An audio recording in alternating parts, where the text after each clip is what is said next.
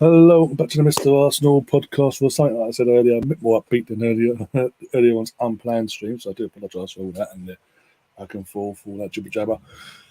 But like I say, we are back, and tonight is the night after after a year's delay, by the way, because this was obviously meant to take part. This tournament was meant to take part last year, because of COVID being what it had been, what it is. Delayed the Olympics and men's Euros, so that got delayed. That got pushed back to last year. This then got pushed back to this year. But we're finally here, and yeah, England. Well, obviously, England are hosting the actual tournament. Hence, why the first match of the tournament, it is England. One of the favourites, by the way, to win this European Championship overall. Getting the tournament underway at Old Trafford. A set out Old Trafford as well. Estimated 79,000 spectators in the stadium tonight, which is fantastic and goes to show and prove what I've been saying all along in terms of the season just gone, in terms of the club, domestically, the clubs and the WSL clearly missing the trick, because the demand is clearly here to have Old Trafford set out at 79,000 capacity it's crazy, it's bizarre, but fantastic at the same time, obviously. Got Gary in the chat, big up Gary. Gary, if you want to pop in, if you can obviously get the game where you want to pop on for a bit, feel free, let me know and I'll send you a link. While still waiting for that, as it seems on the screen, I hope you can see it, but if not, I'll read through the teams itself. Got Mary Earps in goal, Lucy Bronze, Rachel Daly, Kira Wilson and Millie Bright as the back line. Then in midfield, you've got Beth Mead on the wing, Arsenal obviously.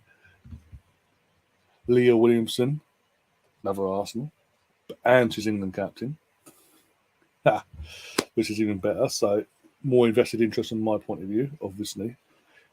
And obviously got Ellen White, experienced striker, knows what the goal is, and obviously she's got back from having to self-isolate because she had been tested positive for COVID just in the build-up, the last couple of weeks to build up to this tournament, but she's only just in the last week or so got back into training, so that's fantastic, and it's fantastic to get to start tonight. Georgia Stanway, who's recently left Man City and has joined Bayern Munich Women, which is again fantastic for herself, and obviously it shows that us as a country is providing some fantastic talent at women's level. Lauren Hemp and Chelsea's Fran Kirby complete the starting 11. And then in the bench, you will definitely, I doubt you'll be able to see this. In small text, we've got Alex Greenwood, Jess Carter, Hannah Hampton, Demi Stokes, Jill Scott, the experienced Jill Scott, Nikita Paris, Chloe Kelly, Bethany England, Ella Toon, Ellie Roebuck, Lottie Ruben Moy, again, Arsenal connections, and Alicia Rousseau. And as I say, that teams are just coming out. Well, I say the teams are coming out. It's doing a little display thing still, but I think the teams are getting ready to come out soon. And again, as an Arsenal fan, which is it's on BBC. If anyone lives in the UK, by the way, you can watch this game with me as well on the BBC. It's on BBC One as we speak. You've got Gabby Logan as the main host, Alex Scott, again, former Gunner, Arsenal women's manager, Jonas Everhall, and I can't remember the other one. The name's gone blank. But basically, it is the big guns, obviously, and two of them being Arsenal connected, obviously. So I'm just like, get in there, come on. Also, obviously, friend of the channel and in general, Lottie is actually at this. She's travelled from London this morning to Manchester to be at this game. So actually enjoys herself tonight. She's part of the sellout crowd there. We'll pop into the chat. And obviously, don't forget, with Austria, again, Arsenal connections, the Austrian goal. I needed a Scott there. If you know, you know. And the red cannon, if you know, you know. Sorry, Scott, but about, yeah. The Austrian goalkeeper is also Arsenal's number one goalkeeper as well. So I know our strengths and weaknesses, and certain players that play alongside her will know that as well. But let's pop into the chat. The teams are literally ready to come out from the tunnel. We've got Gary, as I said before. We've got Greenie in the chat. We've got Colonel saying, "Come on, Austria, we love an underdog, so we piss off his England, back your country." What's happening, Ryan? I'm good, mate. I'm all calm now and relaxed. Got the situation out of my system from yesterday with this morning's stream. But yeah, I'm all good. Can imagine Jill Scott has a lot of experience. Behave yourself, Stefan. I know where that was going as well. As I'm reading it out, I can actually see where you're going with that. Oh dear. Good feeling a bit more upbeat. That's cool. Cool. I'm good, quiet. Arsenal transfer news means I don't have to be bothered by it. Yeah, that's true. Oh dear. It's quiet in one. I'd rather it be quiet, and that's not. But things like Fabio Vieira, just before the game gets under, before the teams come out. Signings like Fabio Vieira, I enjoy because that was a signing out of nowhere. No one expected it. The most connected Arsenal fan on YouTube would have known that was coming. And I like that sort of things that can just sort of go under the radar. When the second you find out about something like Fabio Vieira signing for your club, it's literally everything's done. The fees agreed, medicals done, this, that, everything has been agreed. I don't like it when literally all our business, and this goes to other fan bases as well, when all our business is put out there in the public eye for everyone to know about from day dot.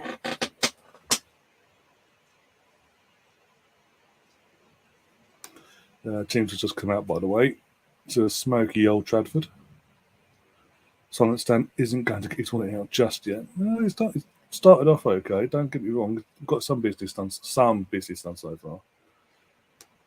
What happened yesterday? Oh, you don't have Twitter, do you? So go after tonight. Go back and watch my stream from this morning, and it was somewhat because I did go back and forward around the houses a few times as well.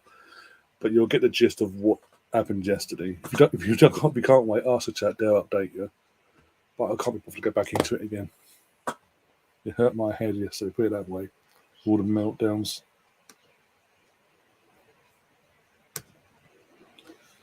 But if you're new to the channel, by the way, do press that like button, do subscribe, and do share a link to the stream all over your social media platforms, Twitter, Facebook groups, pages, you name it, WhatsApp, Instagram. Just share the life out of it, basically.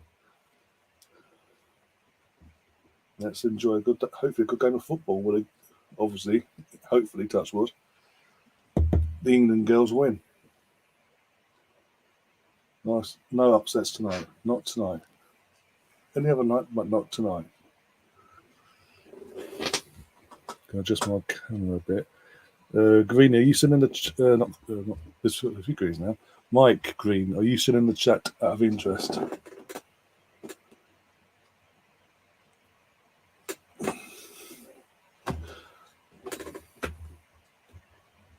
Let's see if we get Lottie on the screen in.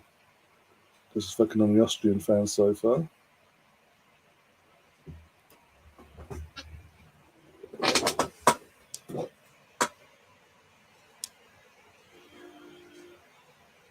Oh dear.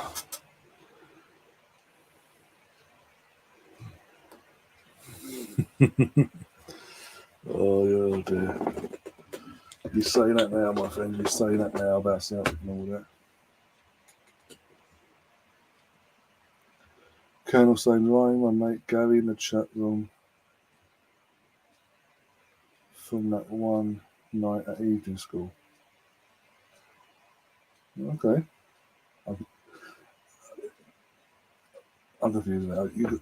Mate, I'm not tired. That's just gone over my head, so I do apologise, but yeah. How are we doing?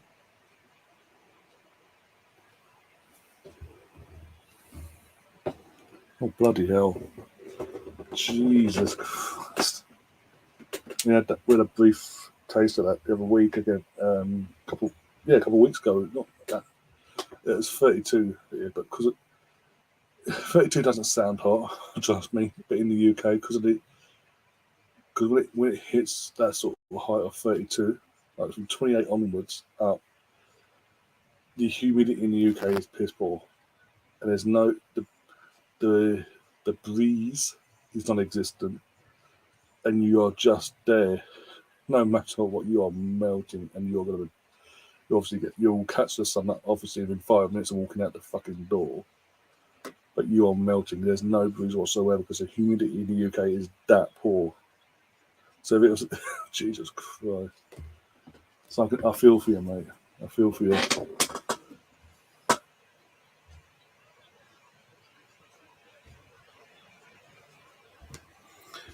Talking of which, if you've seen the lovely Kim, hope she was in one of us. She popped in one of my streams near the end of the season. Actually, a couple of streams near the end of the season in the chat. I'm assuming you're on about the Rangers fan. Yeah, she popped in near the end. Yeah, a couple of streams for the end of the season, a couple of Arsenal-based streams. And I think she was in the stream for the Europa League final as well, in and out, because obviously being a Rangers fan, she was very obviously invested in that, so she was popping in and out when she could during the stream for that as well. I think the last time I saw her was for the Champions League, in the Champions League stream briefly. Yeah, from the chats we had back then, she was fine. But obviously, like yourself, she's probably taking a break from all the football and all that. North Carolina. Oh, fair enough.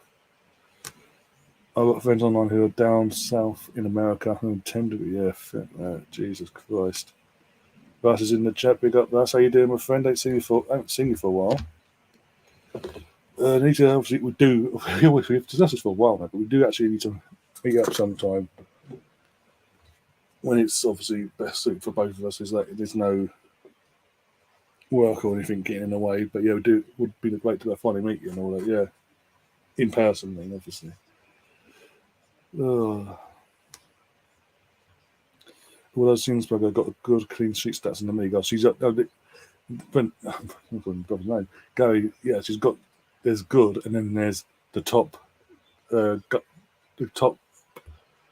clean sheet goalkeeper in the league by a country mile, and we still didn't win the fucking league.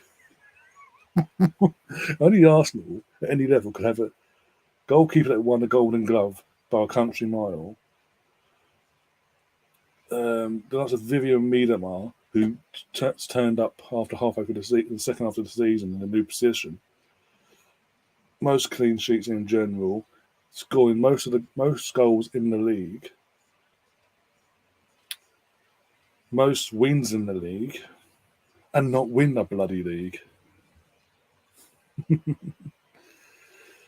Oh dear, but it is what it is. Right, Austria, not Australia, Scott. So I am going to step up. Now I've said that. At some point tonight, I am going to do what Scott done last year in the men's Euros. When he was doing watch-alongs for the men's Euros last year. When Austria are playing, you cover them games, you'll slip up and call them Australia. And now I'm taking digs. I know what's coming. And we're underway. Come on, girls. The Euros, a year late. The women's Euros a year later is now finally underway. Oh dear. This window a bit is fucking stuffy. Fuck. It's like molten FC in here when I open the window.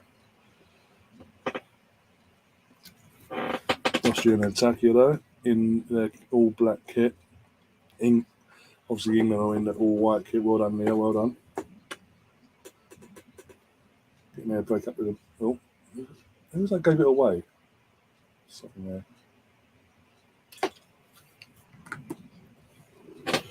Right, come on, girls, come on. I'm going to predict, by the way. I'm going to do a score prediction. Get your score predictions in the chat, by the way, as well. And I'll put them up on the screen. I'm going for a 4-0 England win.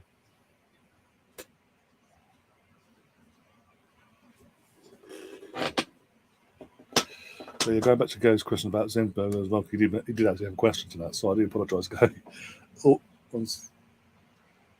He says, I always felt her goalkeeper disappeared when the team needed her help. Yeah, quite a few times actually. I mean, the Tottenham away game, where we dropped points for the first points of the season last year. It was partially down to her that because a big chunk of that reason that goal going in for them was down to her poor goalkeeping, positioning. I think it's like throughout the season itself, very rarely, about 3 or 4 times after that, she'd drop a howler when you least expected it. You think she's having a good game, solid, and out of nowhere, you're like, oh, fuck, that's fantastic, that's great, that's just what we do. We go free kick England 1 set, crosses it in. It's easy for Sissenberg. That was easy, straight into her hands. Yeah, you do actually mention that. Yeah, it's a good point, actually. But she did have a few kind of, thankfully, in one sense, it was only a handful. It wasn't like every game she was having constant bangers. But yeah, I remember there's a couple games actually, the first half of the season where she looks a bit, I don't know, just not up for it on the night or on the day, and she had you could tell she was having an absolute nightmare. He was expecting anything that's outrageous to happen, but because obviously the team of what we have and all that time, no injury this is before Leah got injured for the FA Cup final, the first one anyway.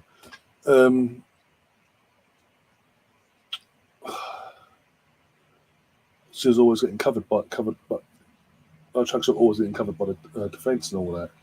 The second, Leah, obviously apart from the Tottenham game I mentioned, once Leah got injured, obviously you could tell how much more she had to step up her game.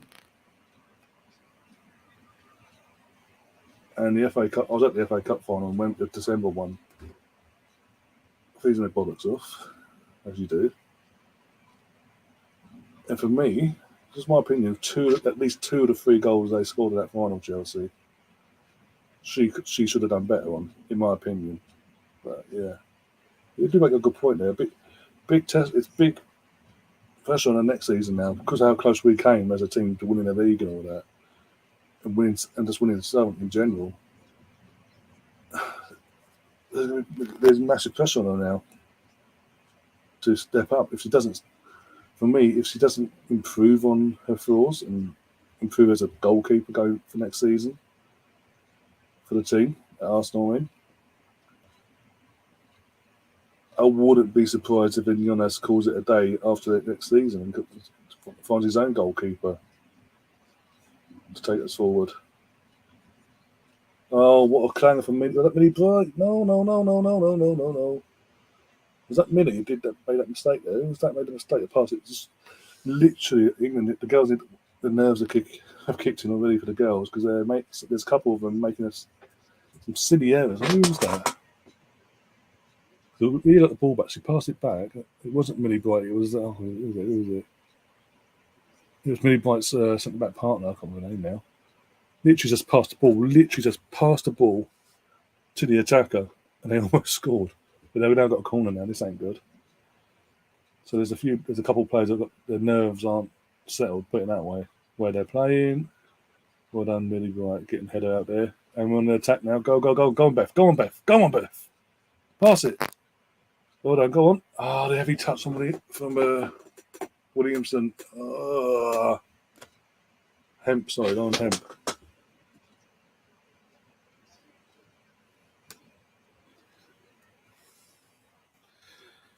Just go back into the chat for a second, guys. Stefan, may I just say rest in peace, Andy Gorham, ex-Rangers goalkeeper, I'm assuming on about. Yeah, he passed away in the last couple of days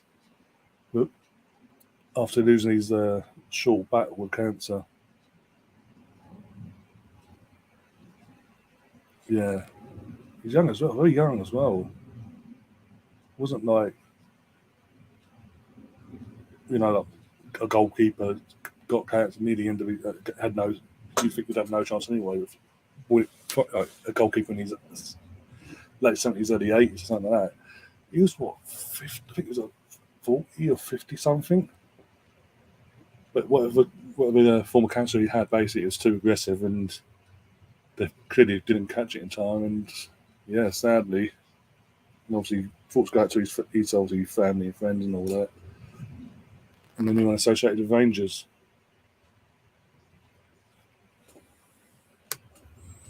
Stephen, all the Stevens coming in there. All the Steves are coming in. Woohoo! Are you doing well? Everything going well? I hope. Yeah, all good. All good mind anyway. Melting. I've had to open the window. I'm melting in this room, but I'm all good. Mr. Bungle's in the chat. What's cooking, people? With his, you do like mixing up your logos, don't you? Your little profile pictures. Oh dear.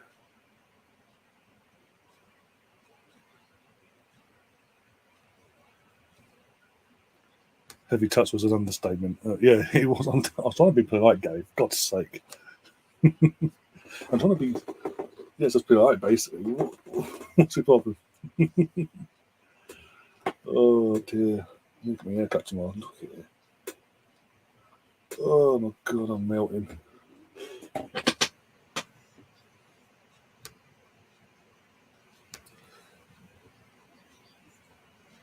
Bit of a. What was that?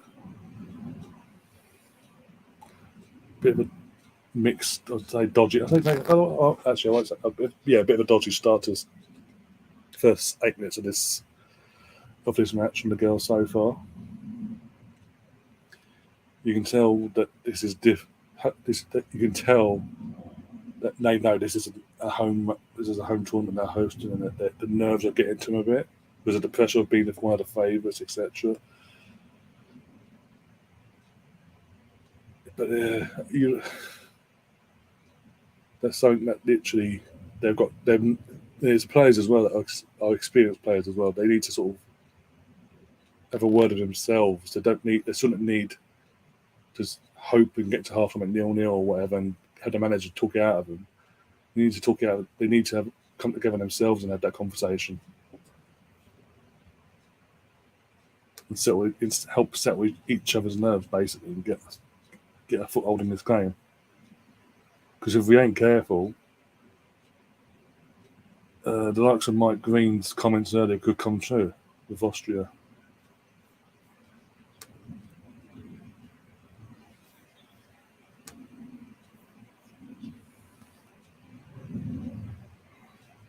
Yeah, exactly. That's what I'm trying to say. Is in how the game started off so far. And you can tell it down to with certain players. You can tell they're not even hiding the nerves that they've got.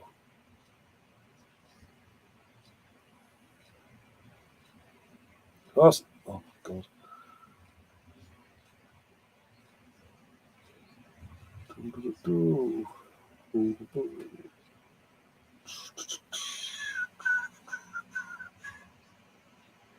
Oh dear. Yeah, get the old money cup tomorrow. Go out nice and early because I think the temperature here is going to be rising 27, 28 tomorrow, I think it is. It'll take you one sec. Yeah, touch. Oh, man in white of all people. Yeah, it's easy again. Bit of a lofted crossing from the left-hand side there. Ellen White gets herself up enough to get. She goes up a bit too early. You can tell she goes up slightly bit too early, trying to tumble forward the ball, but she still has enough awareness to sort of get her head on it. As she comes down, she still gets her head to it. But it's more of a cushioned head, and it just lofts and floats in the air, and easy for Zunberger to come out and claim it.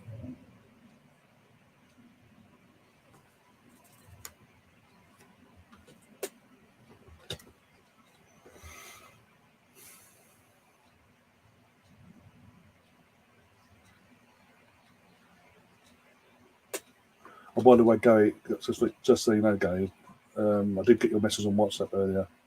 I will reply back to that afterwards. That's all right. Oh dear. Also, actually, one sec. Go on, left. Got away. Sake. Yeah, might as well say. I was speaking to Quizmaster Mike, not last night, the night before, and we have arranged and be able to sort out a date. Oh, one sec. date for our next Mike's next year my quiz, and it is. I'll tell you now. We're in the process of getting people on as well. But I've got 2 so far for definite. I put themselves forward. I've got. It is July 17th, Sunday, July 17th, 7 p.m. UK time. And so far, I've got Danny from the Burkamp Wonderland and Liam coming back on, as in Liam Kennedy has been on before in the quizzes. Others I'll be reaching out to after this game, basically.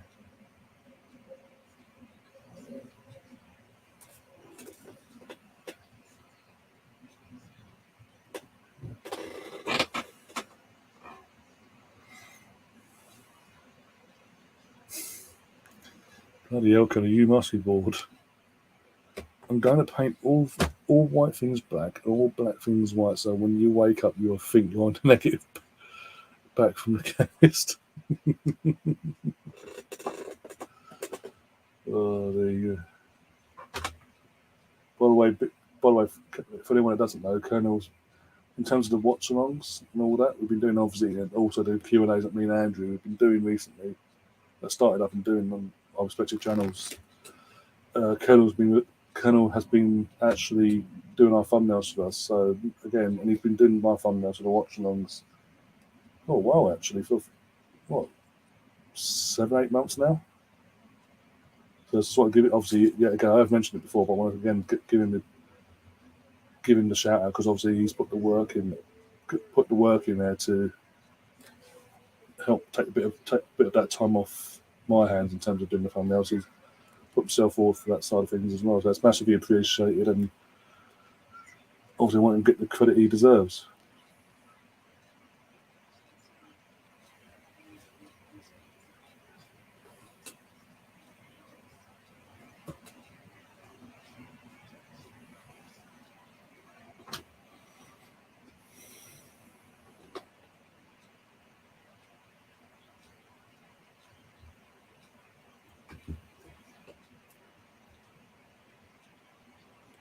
I'll say this though, it's the first time I've seen Old Trafford,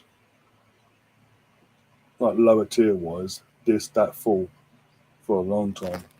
Whenever I've been watching, obviously Arsenal v United or the United games been on TV for the men's side of things, like the lower tier seems to be very empty throughout the entire game. But you can see there's like patches of seats that people haven't even bothered turning up.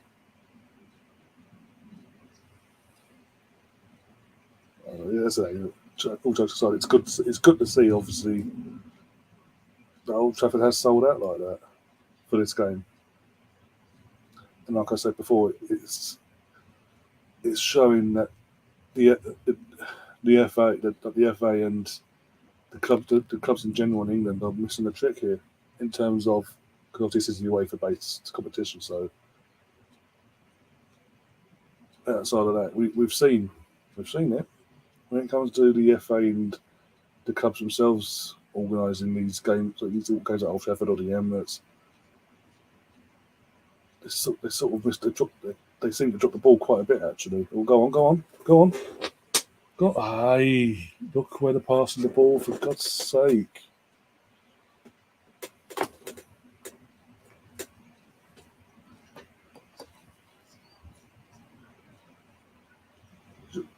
See, look, he did all the right things there, George Stanway, by the way, getting in the box and getting herself in a bit of space. But when it went to be pulling the ball back to one of her teammates, she did the pulling back bit and passed it back, but she didn't look to where she was passing it to. She had no sort of train of thought of look and aim. Just an off you go sort of thing. It's straight to one of their defenders. Oh, off the head. Go on, Leah. Go on, Beth. Come on, Beth. Is it counted? Yeah, no.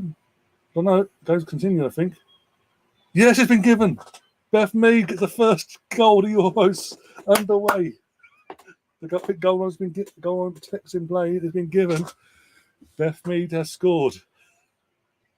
Yes, come on. I want to see the replay of this. How?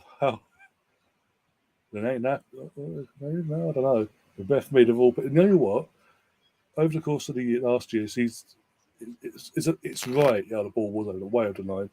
It's right that she gets the first goal of this tournament for England. Oh, come on, here we go. Hopefully now that settles the nerves of all the team now.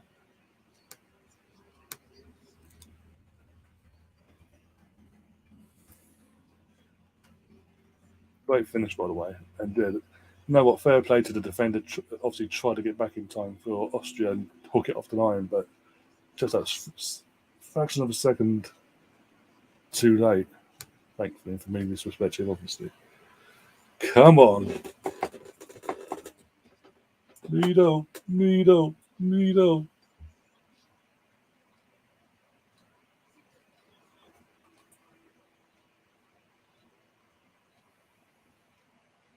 Now what are they checking? Oh, there's a VAR check, one sec.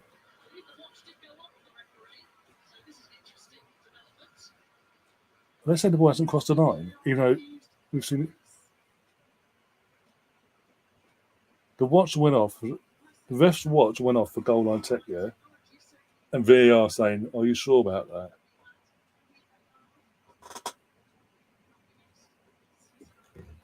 I swear to God.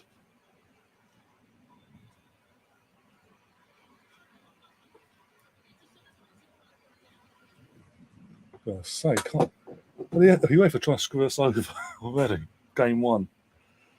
Fucking cheeky bastards. That's bizarre. If it had been like offside in the build up, something, I'd be like, okay, you can look at it, but there wasn't offside. But yeah, I could understand, get my head around it in that sense. But the fact that they were checking to make sure the goal line tackle was working is just bizarre to me. It's bizarre. That was bizarre. But the goal still stands, so it's all good. As I say, hopefully now that settles the team's nerves now, and they can calm down, relax, and kick on. What happened? Well, England, Beth Mead scored for England. Well, basically, when she shot up the goal to flick the ball over Zinsberger, as it was going, obviously it's crossed the line, but obviously the Austrian defender, she's trying to get her foot and hook it off get her foot in before it goes to the line. But it was a second too late, so obviously the ball did cross the line. All the ball crossed the line. The watch went off to signal the ball across the line. So the goal was given. Everyone celebrated. They've gone back to restart the game then, and then the VAR have then got in the referee's earlobe and gone, we need to check it ourselves to make sure it crossed the line. Even though the watch, you said to tell players, I don't know what to do because the watch told me it crossed the line.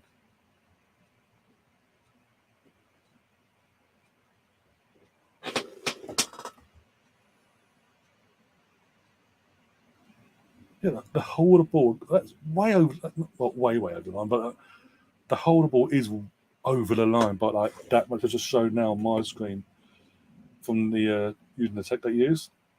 They zoom in and show how close or how far the line it was and all that. And literally the whole of the ball was like, so that's a goal line, yeah? The ball was like that far apart from being over the line in the goal. I mean, for the goal to be given. So I don't know what VAR was doing there. Why they got involved.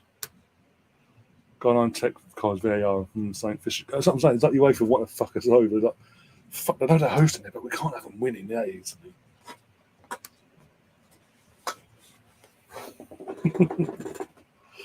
Oh, I'm just happy it's Beth. As an Arsenal fan, I'm happy it was Beth Mead. As a gunner that got the goal scoring underway. Oh dear, no bias on, I think. Oh dear.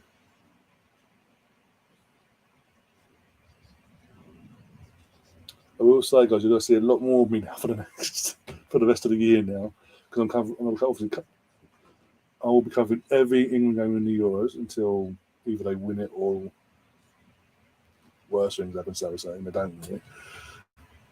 And obviously, I'm covering all the pre-season games for the Arsenal men. And then when the season gets underway, all the games, I'm covering all the games there. I'm covering the women's games, women's Champions League, the men's Europa League, the World Cup. I'm literally, plus all the podcasts I'll be doing in between. Got the quizzes as well about the summer now on a weekly basis. You've got mine and Andrew's weekly Q&A show from here on in until even for the whole season. And obviously the regular podcasts that we do, myself, Steve, Ray, and almost Ray and Andrew.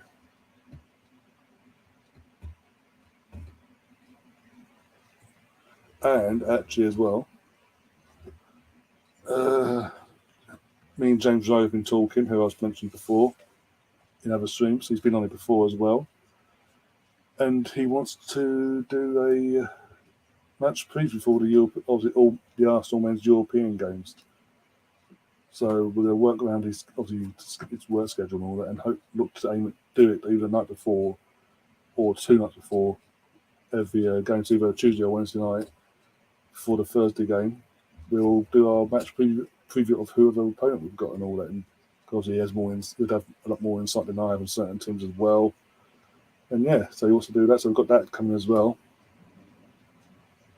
Yeah, and when I'm at games myself, either home or away, Gary has put himself forward to myself. He's put himself forward for helping out with hosting watch-alongs and all that. You're going to have week in week, every week. You're going to have the match of the, every Saturday, the match of the day streams as well.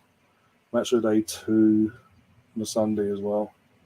So it's going to be pretty hectic on from here on in for the next 11 and a half months. Yay. We don't get enough, James. I know, and he's acknowledged that, because I was speaking to him the other day. He acknowledges that, but obviously with his work commitments and all that, he can't get on as often as he wants to. But he has said he does want to do a preview show before every European game in the Europa League next season. So that'll be cool. No, nothing's happened to him. No, he's just literally been busy with work and all that. So he hasn't been able to come on as often as he'd like to last season and all that in general. And he also said in his last couple of messages to me that he wants to actually come on for match previews before every European game next season. There'd be a lot of audio podcasts out there as well. That's going to be good. But a lot of podcasts next season. Put it that way. Well, he's come off Twitter.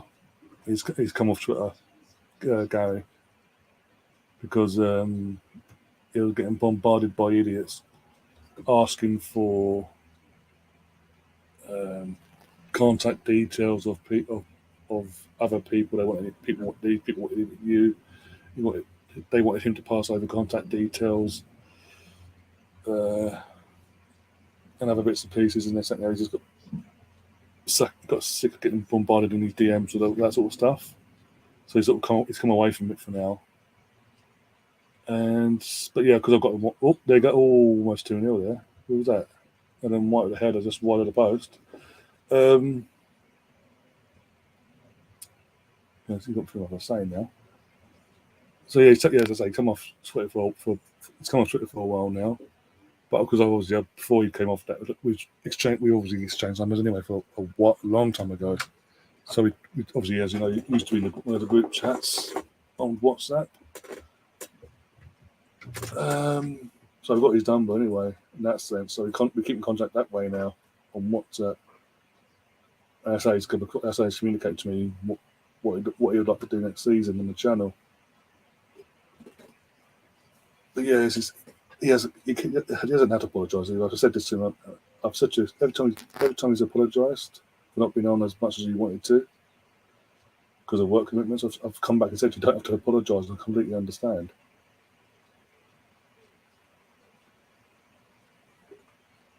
So yeah, it's all cool there.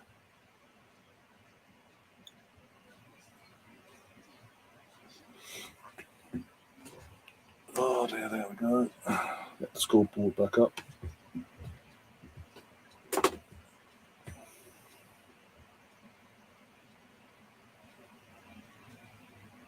That was fluky from Lucy Bonds. Fucking hell. Right, so pass it, Lucy. Pass it. Fucking hold on to it too long, love. Oh, Lauren. I would say the goal has settled some nerves within the team,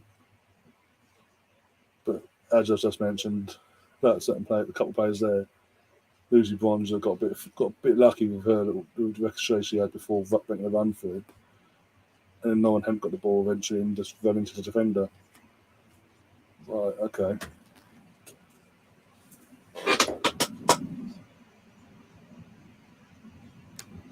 They saw us coming, James. I haven't they?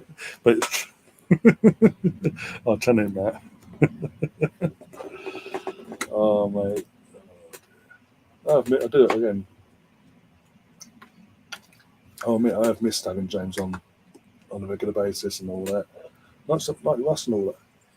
And himself in terms of podcast side of things. So obviously, you guys do come on when you can for the watch longs throughout the season. But I do want to get you guys like not just James, obviously yourself, Russ, and a few other guys on the actual podcast side of things as well for the occasional podcast when you're available, from the UK one as well.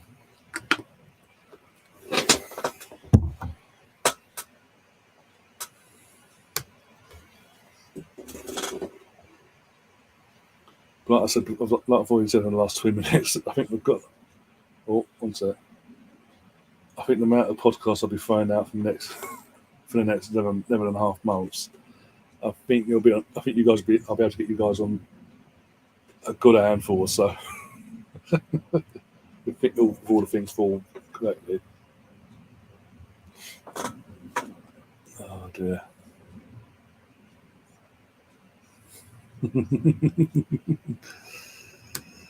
Oh, Russ and I have a contract to do from the top bunk. Can you meet our demands? Oh, he's got the top bunk. I've got a room. Bring it over. We'll set it all up. We'll do it here. Get you over as well for a week or a couple of weeks, and we'll literally do it on. We'll do it here. I know what you meant, Gary, by the way. That's why I sort of brushed past that. But yeah, we'll do it live as well here, in person. How does that sound? Oh dear.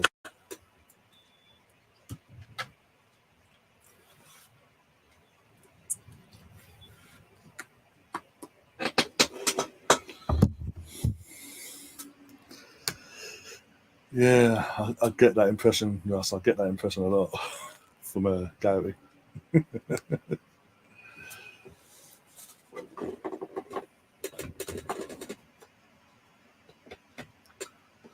Oh dear.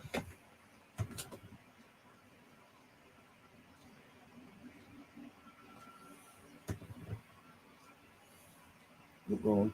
Actually, you know what, Gary? Actually, while you're here, I was going to WhatsApp you later about it, but actually, think about it for a couple of months. I've been thinking about it actually, because obviously Arsenal doing a tour of the USA and all that, and the games in the States are going to be either midnight, half past midnight here in the UK, or 1 o'clock in the morning.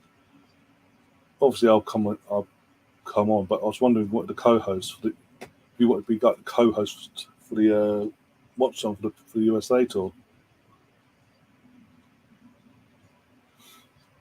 for them particular games for the, I can't think now, was it Everton, Orlando, and Chelsea, wasn't it? Just Jesus Christ. October, November, hopefully. Okay, cool. That's cool. Hopefully, obviously that all goes ahead and in that time frame, and obviously you can get yourself maybe a ticket as well for a couple of a game or two at the Emirates. You can organise a meeting with like some Melvin and all that as well, along with myself, obviously. But yeah, get a few of us together for that time frame when you're here, if you're interested. I don't know what I was saying now. Yeah, as I say, the offer's there. Basically, you want to be if you in terms of obviously the pre-season side of things, the watch-alongs, if you want to be a co-host, and then if you want to continue that for the season, that'd be fantastic. Obviously, if it works with family and work life, obviously pending as well. That obviously some games you won't be able to make and all that, and etc. etc. But it's just an idea. That's all.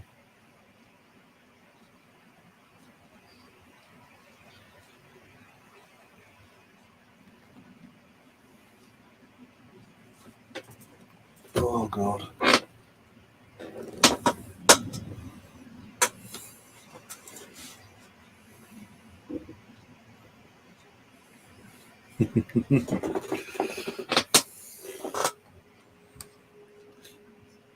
Yes, when I talked to my dad, he stated that part of my trip would require anything to do with Arsenal. He knows that.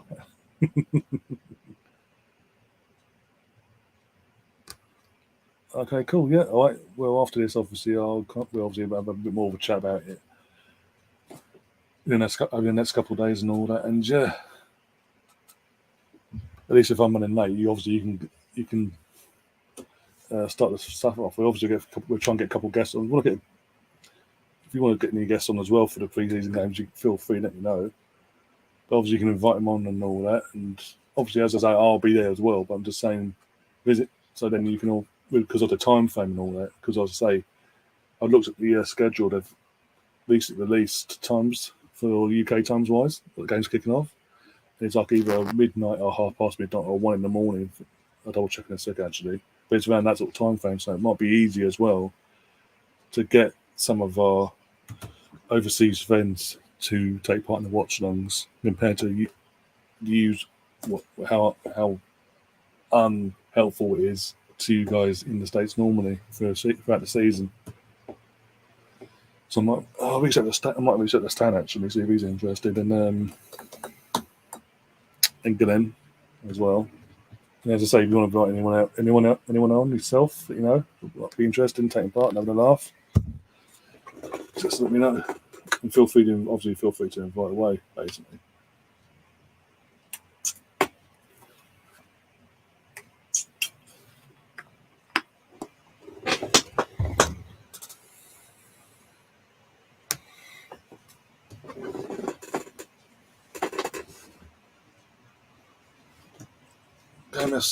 I'll say this about the game. It's settled down a lot better now for the girls. They're actually having more time on the ball and not rushing around trying to just pass it sort of thing and overdoing it. Apologies for that. We're not just giving it away willy-nilly anymore. The goal itself, as I say, settled a lot of the nerves to goal. It took a bit longer for a couple more of the players to calm down and get ahead in the game, basically. Unlucky. Come on.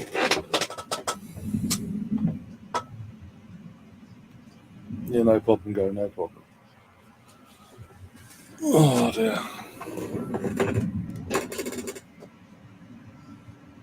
Oh, go on. Go on, Lucy, go on.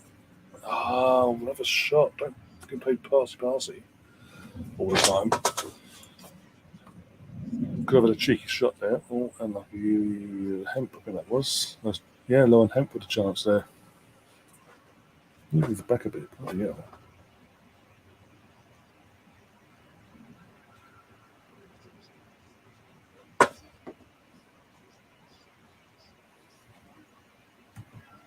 Give me just a second. Oh, I've got to go on my phone. Oh, dear.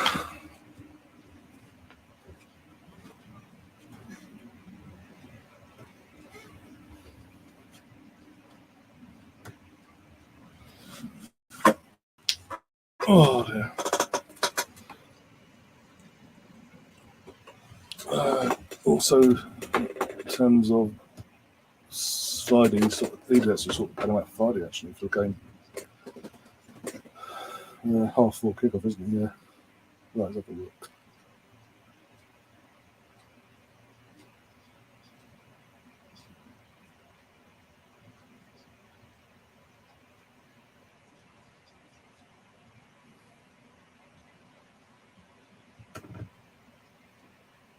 Right, they're going out. Well done. Go on, kick.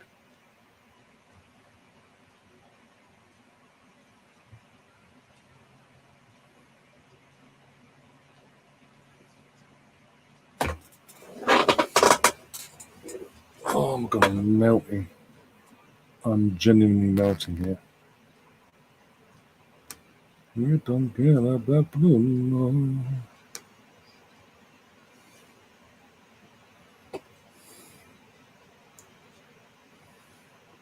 I do not like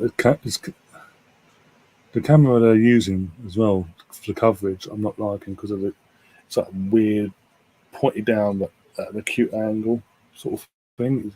It's at my eyes sometimes. They are smashing in views now. Absolutely positioning. Fantastic to see. By the way, guys, if you haven't already, do smash that like button. Do subscribe if you haven't already, and all that jazz as usual. Massively helps the channel. Not just obviously the people, you guys coming in and watching. It does help you give us a like as well.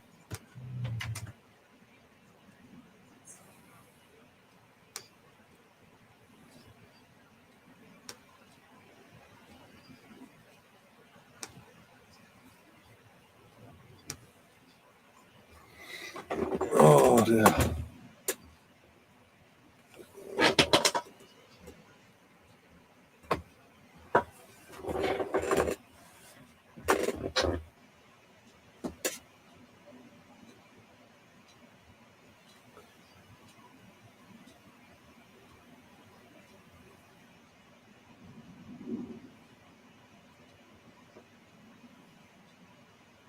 Thank you, Gary, for sharing the for just sharing the stream on Twitter. Just seeing that. Thank you.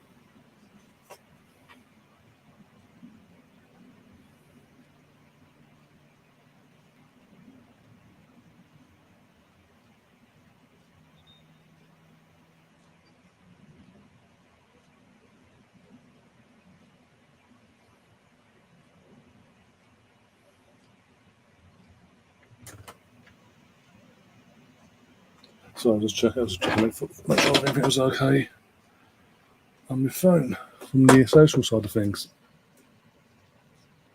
No, I don't know what I'm doing. Sounds like that one. There we go.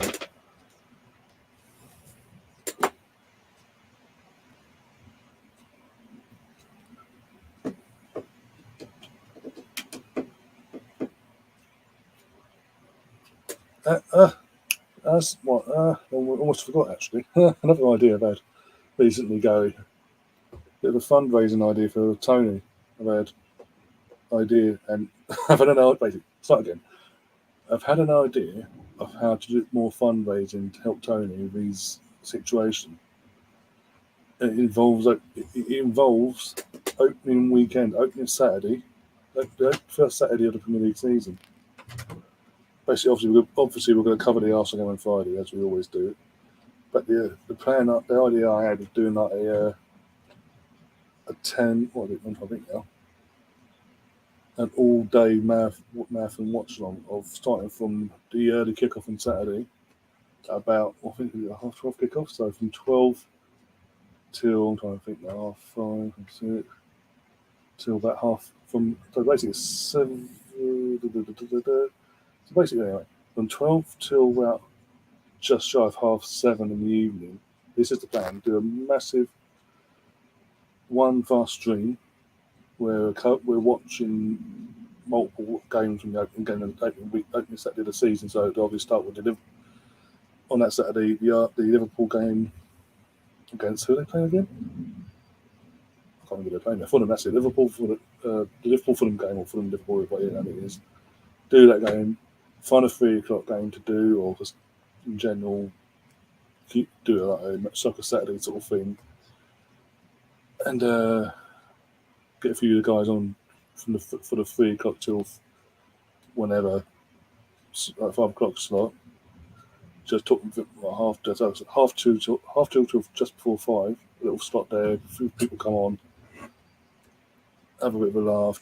Obviously, keep on the 3 o'clock games and all that as well, and then do the 5:30 game, which I think, if I'm going to book of that, I'll be wrong when I say this, but I believe it's Man United v Brighton. I believe. So do cover that game as well as like the last segment of the massive watch along stream, but as a fundraiser, but set up as like a fundraiser. What's that? Set up as a fundraising watch along stream, Premier League watch along stream sort of thing. Yeah, okay, it's something different. It's literally, as I say, it's a good few hours, and literally, obviously, it's got to help somewhat in terms of hopefully gets a few of the guys from last time to come on and take part as well throughout the day, and and then to help spread the word, and hopefully we get a few new faces in, and a few of the people that came in before for the last fundraiser, and sort of help raise funds for Tony's situation. It's a something I thought of actually when after the fixtures came out. What one set? Especially when it was like how the fixtures came out. That made sense.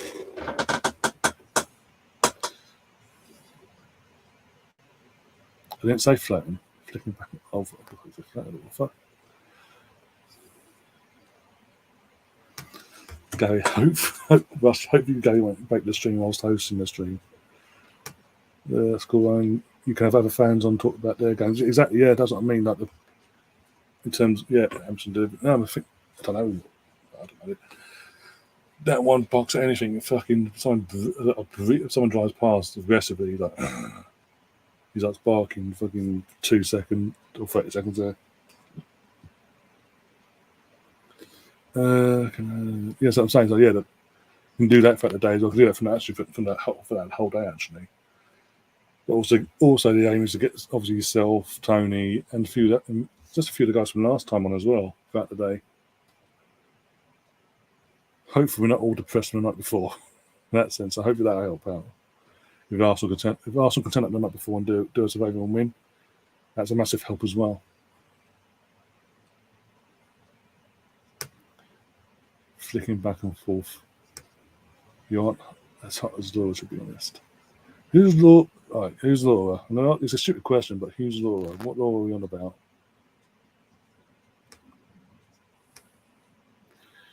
I've always had dog. I've got currently we've got lovebirds, we've got 2 cats, we've got 4 rabbits, and 2 dogs. And the dogs themselves, respectively, the oldest one's 11 going on 12 this year, and the other one's 10 going on 11 this year.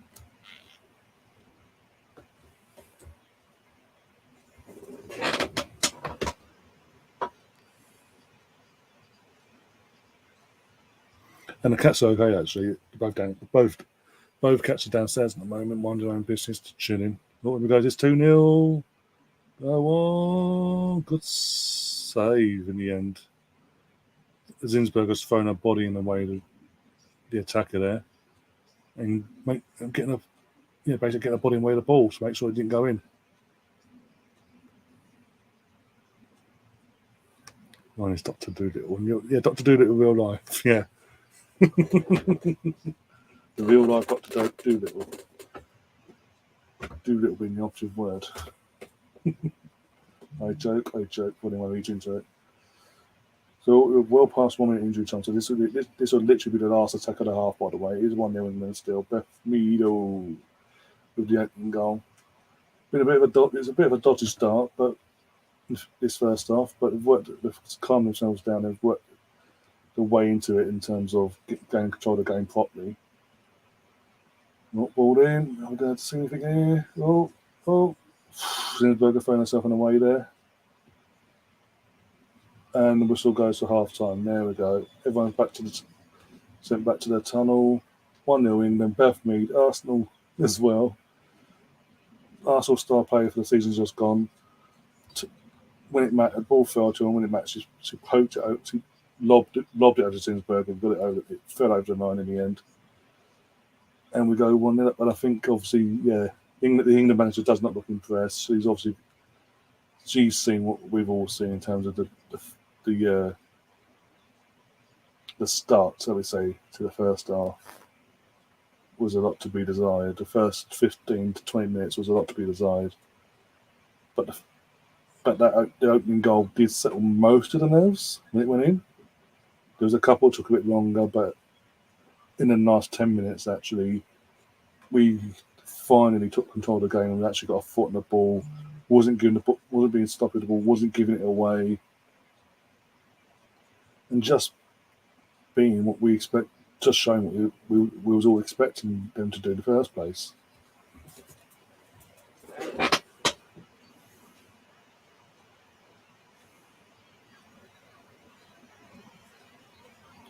Okay, we've got a newcomer. Hoping he's a gooner as well. Vandal Diaz. So he's got Brazil flags. I'm from Brazil. Gabriel Jesus at Arsenal, so happy because in the national team he doesn't play well. What was it? Who was it? The correspondent. The journalist that lives over in. He's a British journalist. Lives over in Brazil. He obviously corresponds with South Americans football and all that. I can't remember his name there. I was gone. Andrew noted if he was here. Said a couple of weeks ago, in terms of the last World Cup, played up front. How was he in the last World Cup? Either way, played up front, didn't score a goal. Went away, manager pulled him to one side and asked him where he wanted to play, and he said he wanted to play. Apparently, he said he wanted to play in the wing. And which I find bizarre, considering it's even bizarre, even more bizarre now actually, because he's come to Arsenal, he's signed for Arsenal. In his interview, I don't know if you've watched the interviews yourself, but he's basically said, "I'm a number 9 at Arsenal. I know that for a fact. We've had the discussion. I'm a number 9. I've always seen myself as a number 9." Yeah, Tim Vickery, that's it. I've always seen myself as a number 9, and as a striker, I want to score goals. So he's going to be playing down the middle for Arsenal, and possibly out in the wing for Brazil at the World Cup, which is bizarre. So surely, actually, if he starts off this season coming really well with Arsenal down the middle, maybe the Brazil coach might actually have to have another word with Gabriel for the World Cup and actually say, "Do you want to play down the middle?" Then, but actually, don't even give him a choice. Actually, say, "No, you're in the Brazil squad because you're in form. You're playing well down the middle for Arsenal. So you know what." We're going to try and carry that forward into the World Cup for your country. Yeah. I mean, I'm excited. I'll be honest. The 25 years old, a 5-year contract. Yeah, he's 25 years old. He still has to hit the peak of his career. He's been at a club since he was 19 in Man City, where he was second fiddle to Sergio Aguero, and now last season. The one season where he didn't have Aguero there, it's been forced down everyone's throat at Man City. Can't play striker, Manchester we've got to play false nines, this, that, and the other, and interchange, this, that, and the other. When it came to the back end, obviously when the links started coming back to Arsenal, suddenly he started playing. So I was watching him when I could. Near the end of the season, he did score some key goals in the last few games of the season there to help obviously contribute to Man City getting over the line in the end. He knows played in big games. It's sort of against Real Madrid. Obviously, we'll go on to knock him out in those 2 leagues.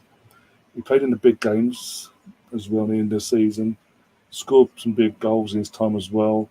His goals for someone that's barely played as well as much as he'd like to, his goal scoring ratio is actually really good. Actually, And hopefully, obviously, with getting more game time, that will improve over the course of next season or two. Hopefully, touch wood. As I say, he's playing down the middle. He ain't going to be playing that left, right, centre, and this, that, and the other. It's been discussed and agreed that the majority of his games, his playing time, is going to be down the middle. And he's now the main. He is now the main man. He knows where he's coming from with Arteta now. Arteta knows him. He knows Arteta from his coach, from Arteta's coaching. So then they have that bonding relationship as well. And but he knows what the most important thing is. As I say, with Pep the last couple of years, he's been playing his false. Even in Aguero's last season, he's been doing this false nine bullshit. Which is like, which is where he's been found out in European competitions, Pep, and that side of things.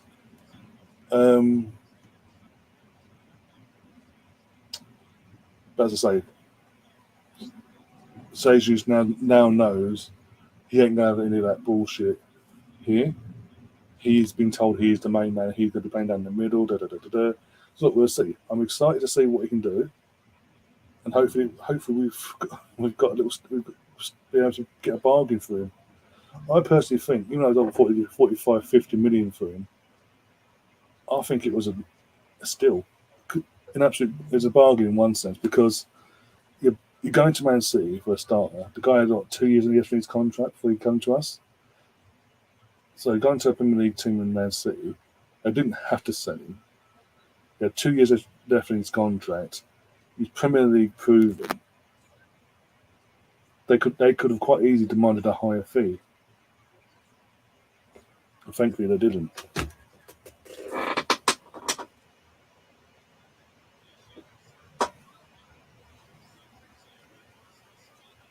He does. He doesn't really. He does get picked to us. He just doesn't start most of the time.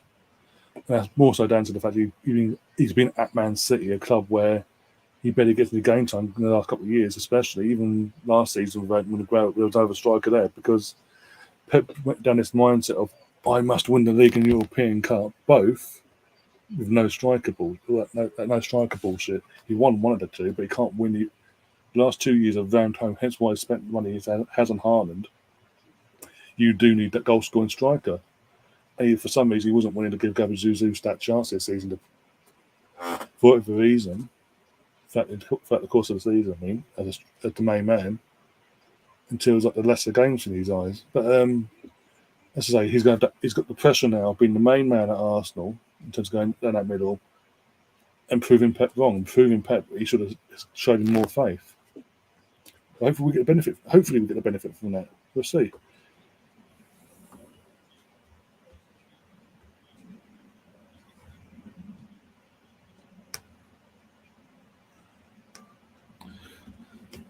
Thank you, Brazil. We are very. It's all about football. We follow all teams in England. That's cool. I think a lot of Brazil. I could be coming across arrogant here, but I think I get a feeling, just a small feeling. Brazil, the majority of Brazilians, when they get a chance, if not the whole Brazil when they get a chance, will be watching a lot of Arsenal in the next couple of years, because we've got the young lad in Marquinhos, who just signed, a 19-year-old lad. Obviously, you've got to keep an eye on him, how he develops over the next 2 or 3 years. We've got Gabriel Martinelli, we've got Jesus, we've got Gabriel. We actually are. We think that we've brought in a core Brazil base. We had the British core years ago, now we've got the Brazilian core. Just all we've got to do now is get a.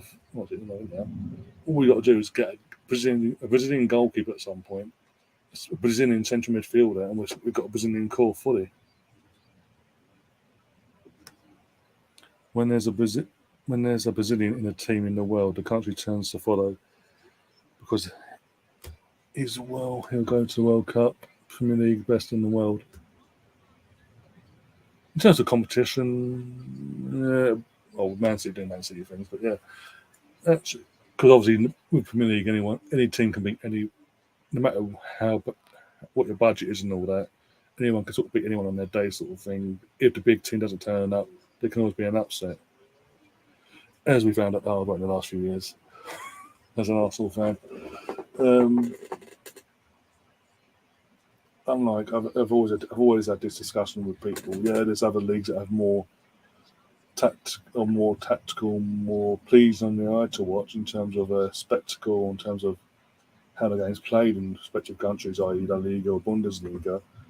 But the competition, there's no competition there in terms of not only do you know 9 times out of 10 who's winning that league, but when the mid-table to lesser teams go up against a Real Madrid or Bayern Munich or Barcelona normally, Atletico Madrid or Dortmund, 9 times out of 10, the teams I've just mentioned are going to batter the lesser team. Whereas in Premier League, it's very, even Man City have had a few shaky moments over the years where they've been caught out. But yeah, we'll see.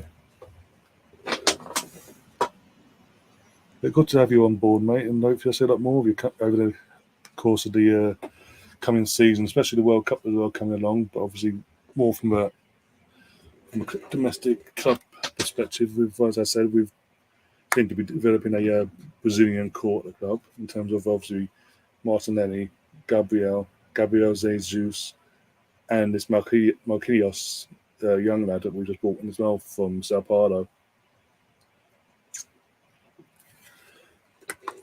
I think that's, again, just touching on the Brazilian things of Arsenal. I think over the years, we've actually had really good actual, not just relationship with Brazilian players in the come and gone and all that, but we actually, correct me if I'm wrong in the chat by the way, but I can't actually remember a Brazilian player we brought in that hasn't done well.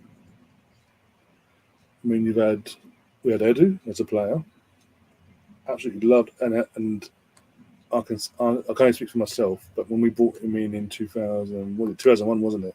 We brought him in for the double winning season, for the 01-02 season. When a few years passed, and obviously it was the end of his contract, and he left in 2005. I think for myself, I was gutted because I could see, even though he's a squad player, what he was bringing to us, what he was giving to us, and all that. He's a big game player as well. Silvinho as well. He was as a kid growing up at the time. We had Silvinho. I actually loved the guy. He was a cracking player. Good. He was a more attack-minded fullback, but I still loved him because he scored some absolute hurdles of goals as well, especially against Chelsea. He had scoring the odd screamer against Chelsea. I remember that much. It's Silvinho, Edu, Gilberto Silva. And Gilberto Silva we brought a year after Edu, after Brazil won the World Cup. I think there's quite a few. We've had a good out. We've had a I think was it Jesus like our 20th Brazilian player we've ever had on Arsenal books, and I can't say that. I can honestly say not one of them Brazilian players hasn't been well received before, during, and after their time at Arsenal. They've all had either good or fantastic careers at the club, and remained as fan favourites within the fan base as well. And I think with Edu coming when he did, obviously when he did come, brought in Martinelli, and obviously since then we brought in lots of David Luiz and all that, just with the experience and the other. But even now, I say, bringing in Gabriel a couple of years ago, brought in Jesus now, this Marquinhos lad as well. If I pronounce his name, I do apologise, by the way. We do have the best luck, actually, in terms of picking out these little gems from Brazil, because 9 times out of 10 they actually do come to us and fucking have a really good time at the club, and actually become immediate fan favourites within the fan base.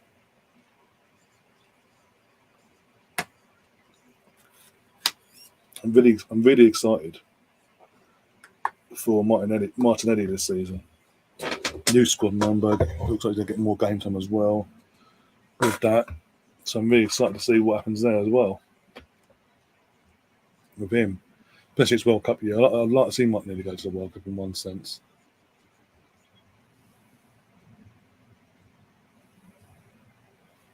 But yeah, everyone's gone quiet in the chat now since I've mentioned Brazil. Oh dear. But as I say, welcome to the channel, and hope to see a lot more of you going forward with the channel now, and all the streams and uploads we do on the channel. I'll probably see you. You'll probably pop in on Friday, won't you, for the watch along for Nuremberg versus Arsenal in Germany? Because there's a possibility. I don't know if it'll happen or not, but there's a possibility that Jesus might start in that game, along with Gabriel and all that. And the second half is underway in the England versus Austria match for the opening game of the Euro 2022 Women's Tournament.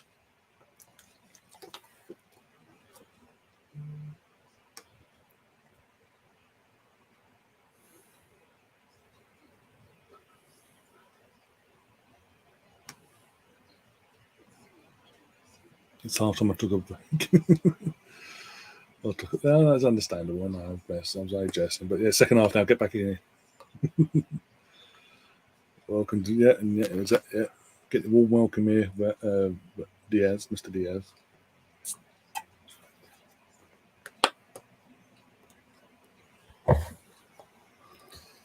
Out of interest, actually, if you're still there, Vandal, what is the perception from obviously from your country in terms of this young lad we just brought from Sao Paulo?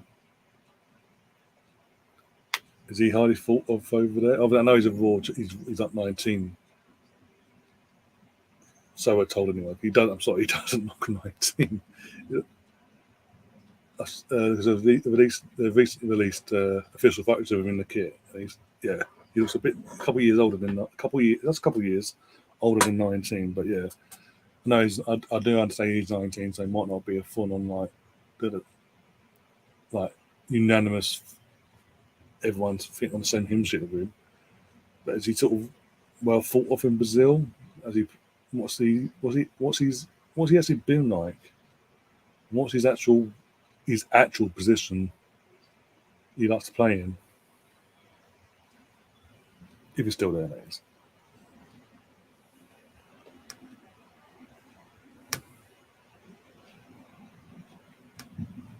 Oh dear.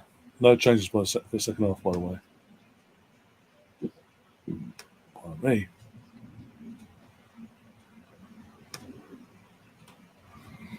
Oh dear.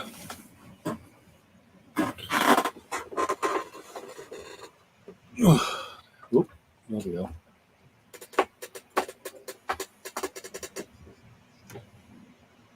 We've got to play down, and Austria on the attack. I refuse to do what Scott did last year. I refuse. If you go and tell Scott, Scott now, I know. Scott suddenly appears. I know he's been given a heads up. Oh bloody hell! That was a bit risky from the fucking midfielder there. Goes with a 50-50 ball, and the Austrian midfielder has sort of gone like that into Jules Stanway's gone into her face into the player's both arms, and literally gone with that being winded basically, and she's gone down.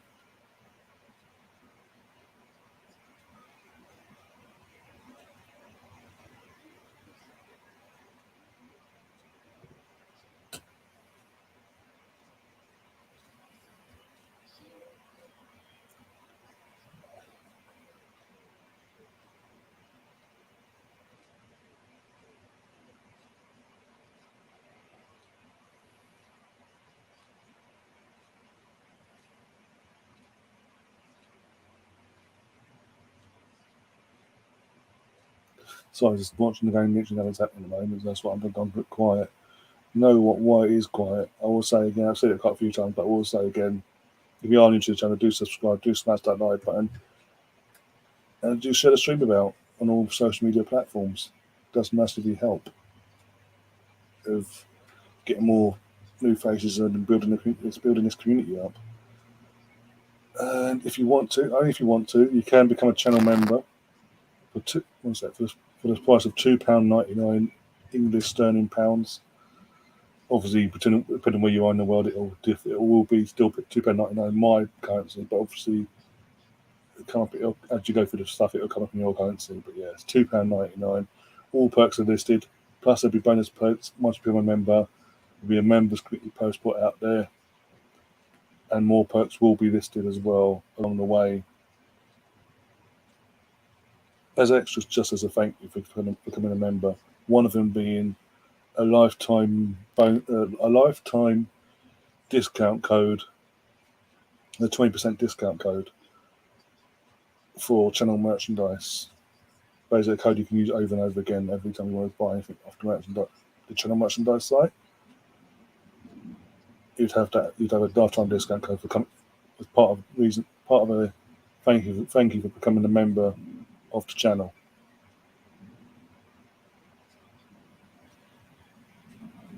Okay, we're in the ball now. We're gone foot back. We're attacking. We're now gone backward. Where have I seen this before? Attack and go back. Attacking, going forward, turn and go backwards. I've seen it somewhere. I don't know where. Gary, remind me. Attack. Actually, no, we'll go backwards. We're so close. Nah, let's go backwards.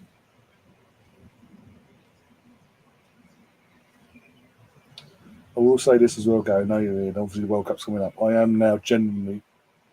What's that? A shot from Kirby. Good saving fail people actually. It was an easy tame effort in the end. I will say this about England's recent games in the. Arsenal don't do that. I didn't have to mention the team when you just went there. No, after watching the Nations League England games recently, I'm scared. I'm scared of England versus USA now. I'll say it here and now. With Southgate in charge, I'm scared. Oh, God. I'm going to be scared. I know for a fact also what makes it work. Obviously, I know Matt Turner's going to be obviously number, unless he gets an injury or something or form. He's going to be obviously the number one goalie for America as well. And I know for a fact with that being his Arsenal as well. By then, I know for a fact he's going to have an absolute worldie of a game. I guarantee it. Unlucky. But yeah, Southgate is 4 games he played, 4, and not one goal from open play. The only goal we scored was from the penalty spot against Germany. We lost away to Hungary when all they had in their stands, they had a stadium ban with 3,000 kids in there, adults and guardians. So that's 6,000 plus basically. We were going behind close up. We lost that game 2-0, I think it was. 1-0. I can't remember. We lost that game anyway. We didn't go to Germany, go behind, but out of nothing, we clawed back a 1-1 draw from the penalty spot. We come back to England, play at Molineux against Italy, a weakened Italy from a year ago, draw 0-0, and then we play Hungary again on home turf and got destroyed. And he just sat there and let it happen. Knowing we only 2 games left now before the World Cup. Yay. I was a bit confident, I will admit, and everyone else in the channel know I was a bit confident with the England USA game. I'm no longer that confident. They're all because of a manager. We've got a manager that doesn't have a clue what he's doing. All the players are tired. Well, he picked the players. He overused them. That's his fault. He wants to play to a system that accommodates Harry Kane and Harry Maguire. This is what happens.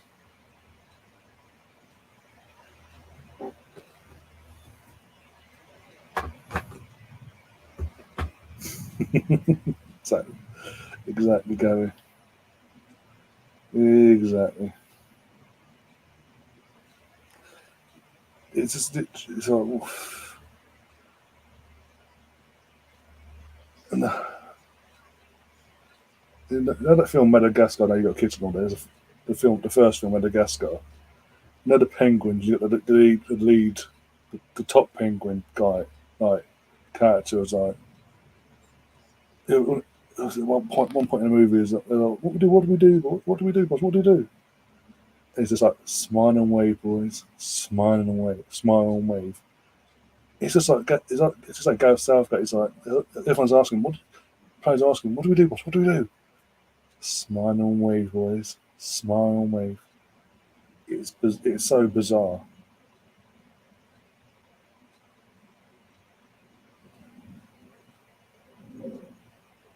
Yet the FA then came out after the Hungary defeat a few days. They waited a few days though, but they came out afterwards and gave him the judge's vote of confidence and basically said he's got the World Cup to. He's basically he's got between now and obviously the World Cup to rectify things.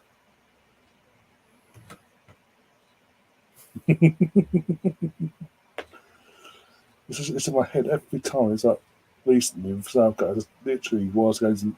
I'm watching the game. It's like that's why I didn't cover them. I didn't do streams or anything for them. I was just like, can't be arsed because I knew the possibility of what was going to happen.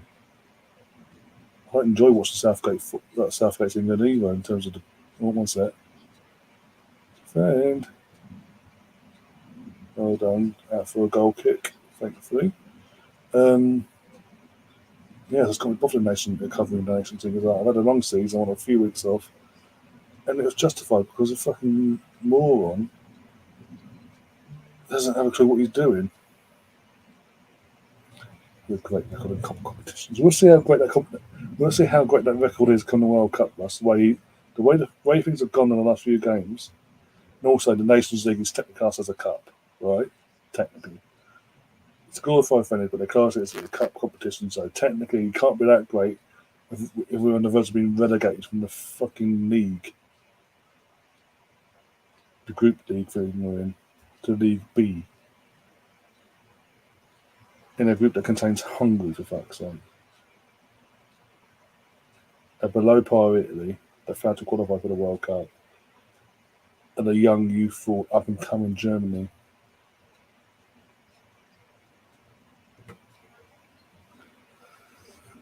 Oh dear, here's what it is.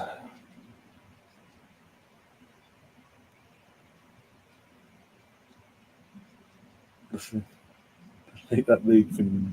I'm joking. No, but I'm saying, all jokes aside, I will say, you'll in reply to your actual comment about having a great record in the cup, yeah, in cup competitions. Okay, let's see how great that is in this World Cup then. Because with the group we have in our World Cup, sorry, with all due respect, Gary, not going to offend you, but with America, Iran, and Wales, we should walk that group easily. If he makes hard work for that, I'm going to kill him. If we do not get to at least the semi-finals of the World Cup with this squad of players, this squad we have, this group of players, though, then questions got to be asked.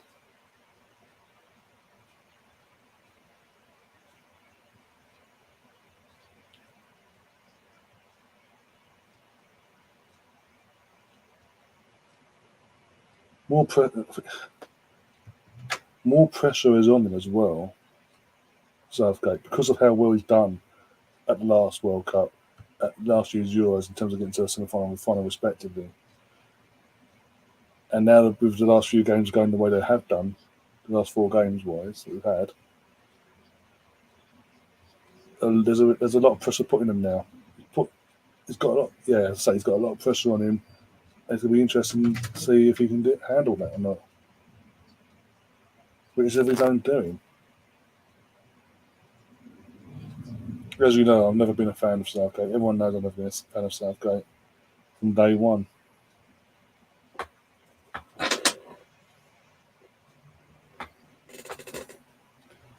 Get a few subs at the come by the looks of it. Didn't see who it was, but it was went to the bench and there's like 3 players standing up ready to come on.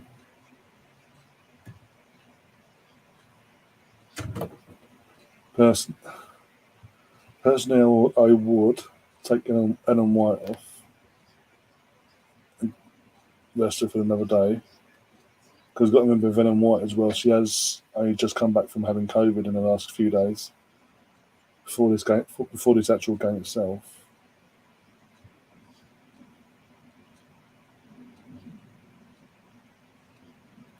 Go on, Lauren. Hemp's been a bit quiet tonight as well, and she has given the ball away a few times way too easily, just like just now. There, I'll take her off as well. Just a bit outside the bit. Oh dear.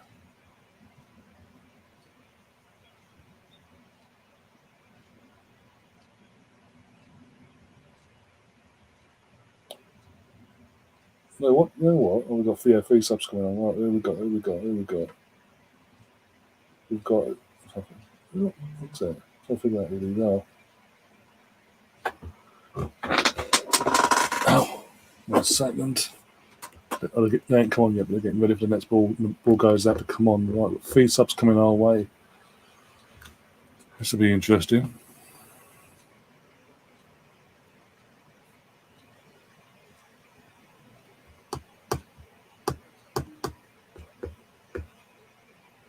Come on. Saw that ball went out, but okay. Pace of the game. We have been very slow now. Build-ups, not been our usual on the ball selves under our head coach. We have been under our new head coach for last year.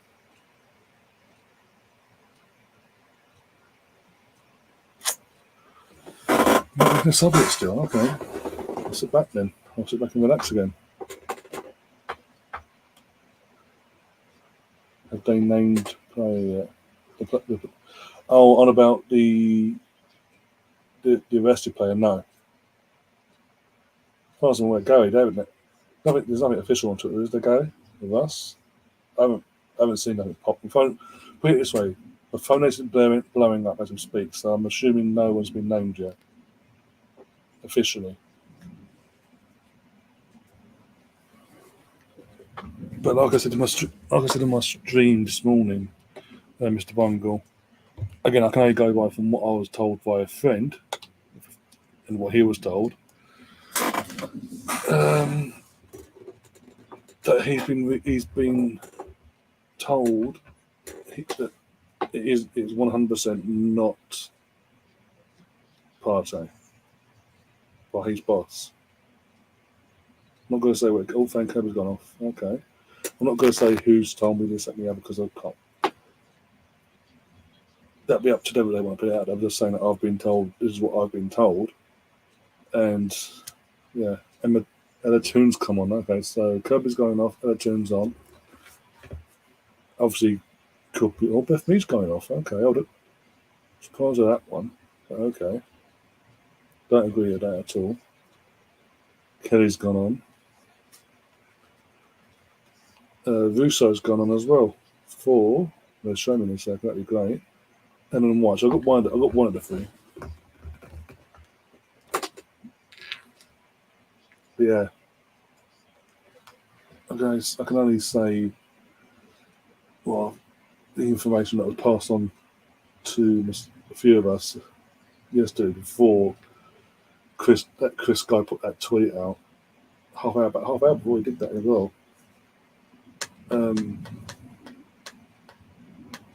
Then Chris just went and fucking put the whole social media into meltdown. Made things, as I said last night, 10 times worse.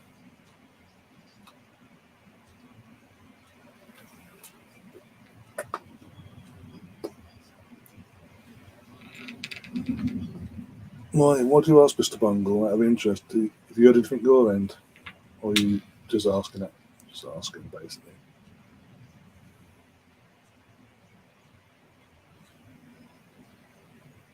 Austria on the attack here. Well done, well blocked.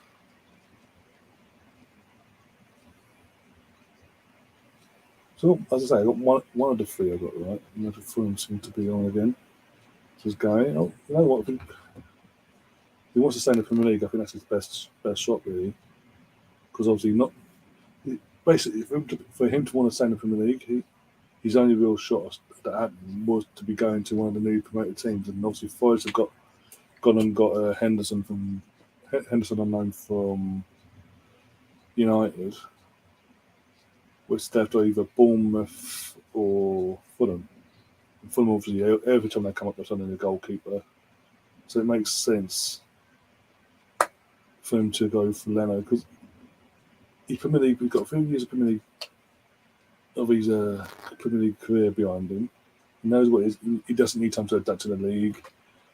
He'll be worse off for one thing because of the defence, but still. He's in London, doesn't have to move either. Contrary to popular belief, you can stay in North London and play in West London or South London or East London, etc. I think, he needs to be playing. Let's be honest. Going to World Cup to be back in the World Cup squad, he needs to be playing. And I think going to Fulham ain't the worst thing in the world for either party really.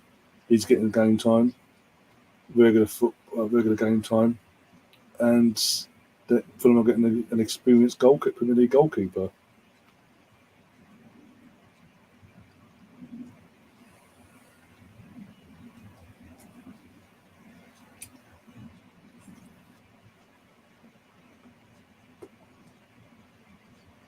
Oh, is that a call? Nope.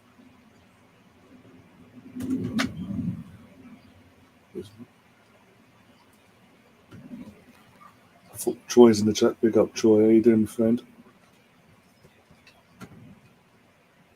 Yeah, this isn't England. Since the manager took over, literally September last year, when he took over the England team, from leaving the Holland team. This hasn't what we've been. This isn't what we've come to become accustomed to under her current regime. We've always played. Football's always been at a certain level. And I think you can tell the body language tonight. She's not impressed with the team so far tonight. She can see it. We can all see it. The girls are holding back. The nerves of being the hosts and the favourites and all that. It's seeped into some of the girls' performances tonight.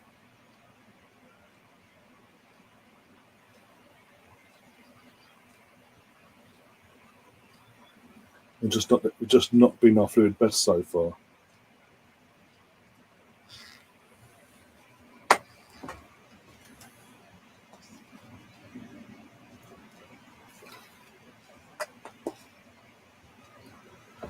Oh dear.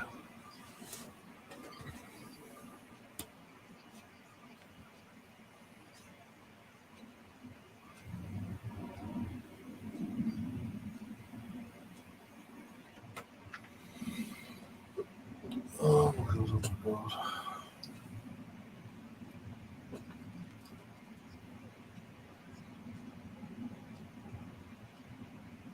We've got 2 subs left, basically. It's like 5 sub, isn't it? We've got 2 subs left. So it'd be interesting if we use them tonight.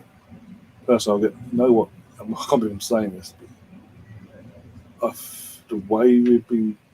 I'm sorry.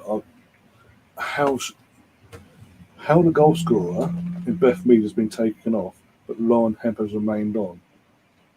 is beyond me, because I'm sorry, Lauren Hemp has been well below par tonight, either giving the ball away or doing things like she's just done there, and plus cross it into no man's land for no one to get onto, because he's literally just like hitting hope basically. Or she runs into the defender and gives the ball away. And in general, the gameplay's been sloppy. But yet Beth Mead, who scored a goal and been more of a threat, gets taken off. So I would the next sub, I would take again. I say it again, get Lauren Hemp off and get someone like Nikita Paris on.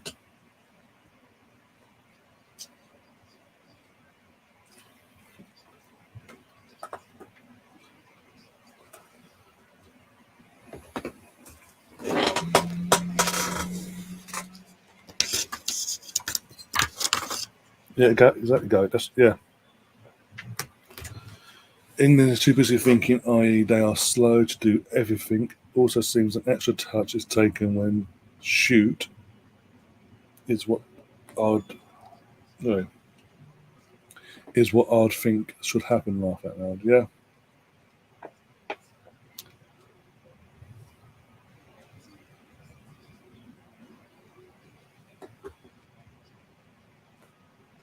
Can't disagree with one bit there. Oh God, my head is a cut. Oh dear. So who's going to be taking the free kick then? Okay. Got Lauren Hemp and Kelly standing over the ball. Hemp's crossing it in basically. Oh great. Oh my God. Can we please get Lauren Hemp off? After all that, he lost the ball in. It literally didn't travel far. Before it hit the foot, it literally ricocheted off the first defender's knee into the pot, and obviously it sort of fell towards our attacking players in the end. But because of the deflection and because it was so close to the goalkeeper and all that, it floated in the air a bit too long. It allowed the Austrian defence to get back and defend and do their due diligence and defend, basically. Adam's in the chat. And his dirty pants, of course. How you doing, Adam? Hope you're keeping well, my friend.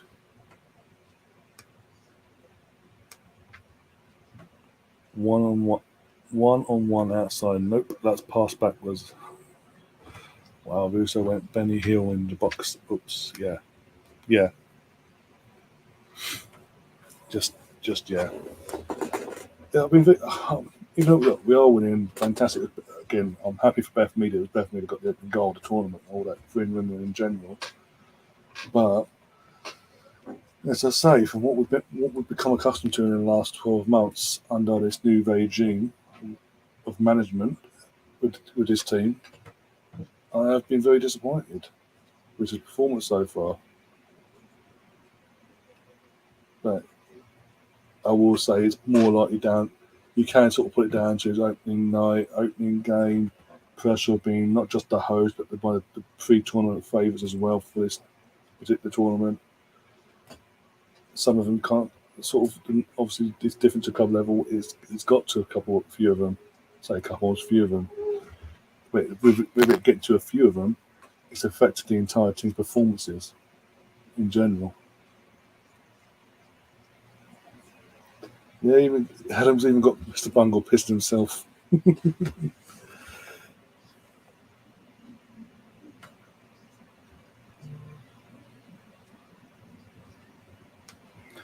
Gary saying Villarreal will pay salary for Hector Bellerin.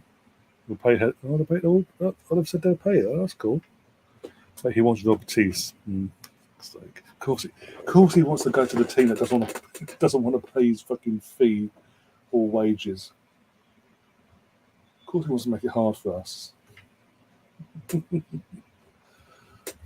yeah. God forbid we get a decent fee for the fucking guy as well. Jesus Christ.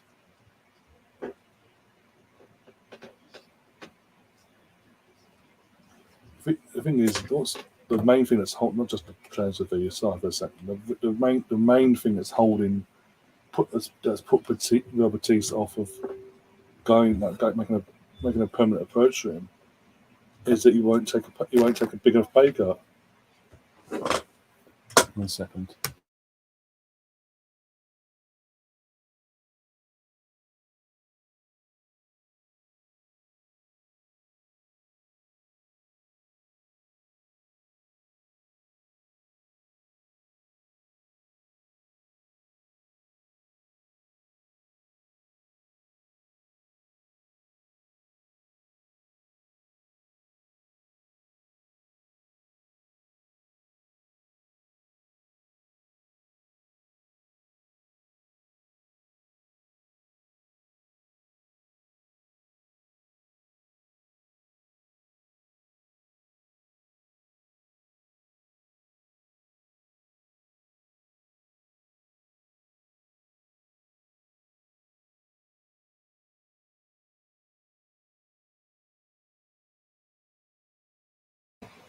Sorry about that, guys. I was just called to be not on the phone, but someone in the house just gave me a shout to inform me breaking news, politics wise. So don't you want to talk about politics? Well, listen, just divert your ears for a second.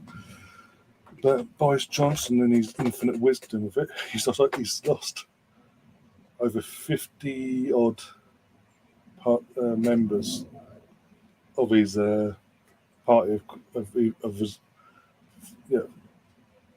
50 members, 50 plus of 50 plus people, like his MPs, junior MPs, including junior MPs as well. Go on, unlucky that Lee as well. That's Kelly have resigned, but he's now with all that and the pressure of calling a general election, has decided to sack Michael Gove literally just now, which is bizarre. But yeah, that's why I just want to inform you. That's why I got called away, just to be told that Boris is losing the plot now. Snunderbeck, hey, there we go. She's gone off, and Jovinzia has gone on. Probably butchered the name. I do apologise.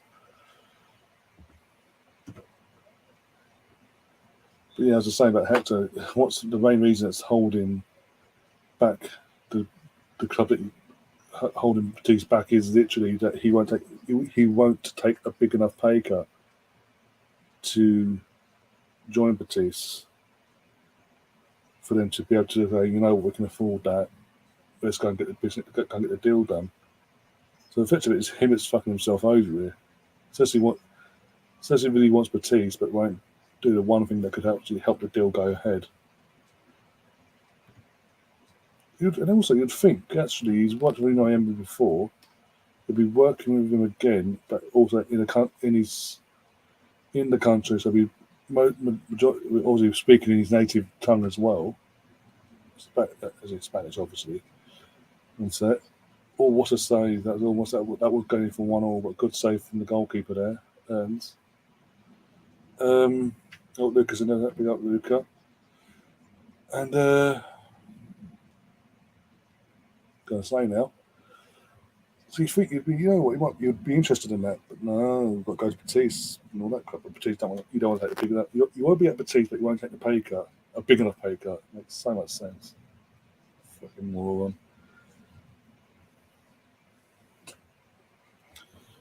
Many have been laughing at the USA's government. Seems everyone has a crappy government.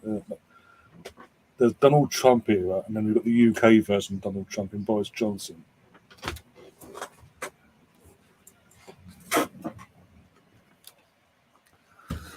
The only thing is, with the UK version of Donald Trump, with Boris, it ain't funny. He ain't funny. He ain't entertaining. He's a moron. One other things we're going to get into. At least with Donald Trump, you got a bit. At least with Donald, you had a bit of you were getting a bit of entertainment with his bullshit. Oh dear.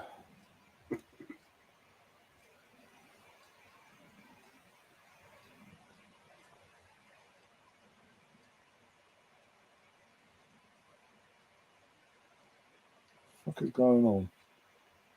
How's that a free kick to them? So he literally won the ball fair and square, the 50-50, ran away the ball, and the refs stopped the game, gave a free kick to Austria. Of course. Of bloody course.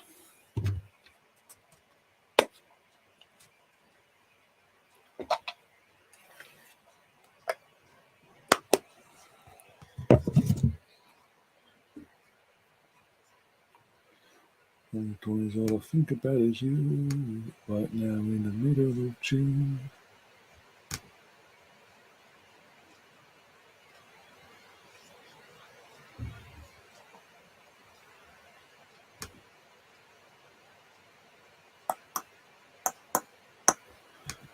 This is what dreams are made of. How we doing the old number, Rooney? 11 likes to 1. Okay, cool. Cool. 3 likes. Again, in terms of channel wise, for the last nearly 12 months, I've hit a bit of just shows I sort of jumped on the women's covering the women's game a lot sooner because the numbers are there. That's a penalty, surely, to Austria. I think there was a handball there, but okay.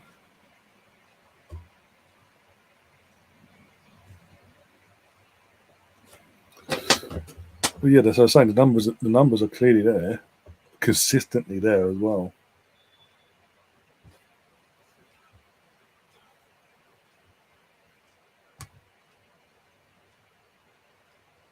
Tielemans 30 mil bid false. Is that official or is that just rumour? For example, has someone like David Ornstein or Fabrizio Romano tweeted that out that's actually happened? Because I'll be honest, Luca, if you've seen that, it's not come from a credible source of their ilk. It's probably just someone trying to say it for clicks and tweets, basically.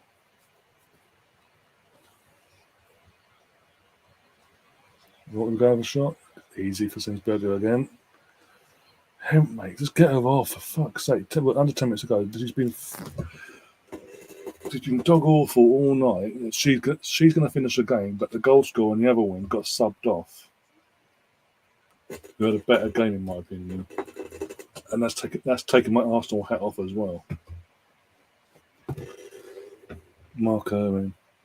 I'll have a look at that. So okay. But I thought they were asking, Leicester was looking at 25 mil, and they were asking for 25 million. If it's actually 30 mil, just looking for the sake of 5 million, just they don't like us.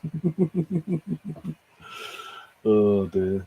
Who does like Arsenal go? Apart from Arsenal fans, who likes Arsenal? Let's be honest.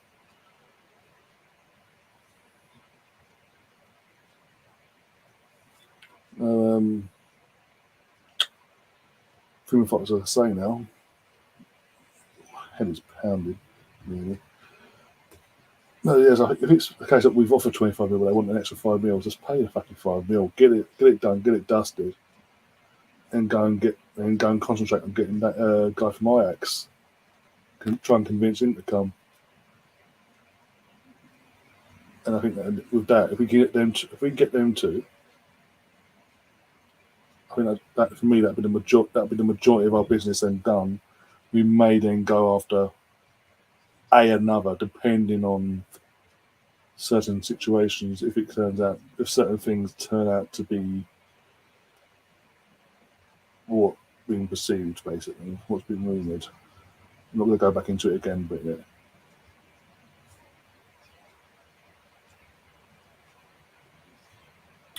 For fuck's sake.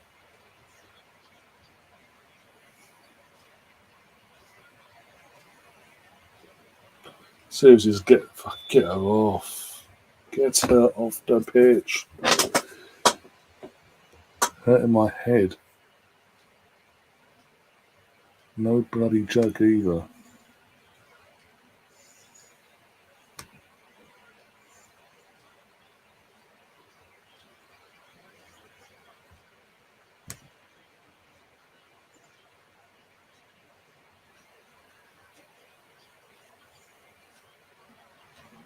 Got 1 second on the attack here. Go on. For God's...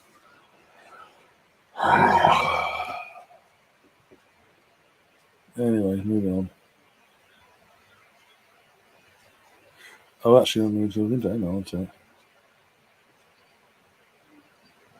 So I'm just looking at it. I'm on the other tab and looking at YouTube stuff, and I need to actually, because I've got a membership. For anyone that's new to the channel, I've got a membership scheme set up. It's £2.99 a month, but I do need to actually sort out membership stickers and badges and all that for you guys as well. So if you can give me a couple of days on that, I can get that sorted. That'll be sorted before Friday, hopefully as well, or by the end of the weekend. Either way, that'll be sorted in the next few days. But yeah, the options there, as I say, as well. Subtly back then into that. If you want to become a member of the channel, it's £2.99 a month. All perks of this, including lifetime discount code, a lifetime 20% discount code for all channel merchandise when you visit the site. You'll be able to use the code over and over again whenever you go to that site and buy whatever merchandise you want, basically. Amongst all the other perks are listed as well.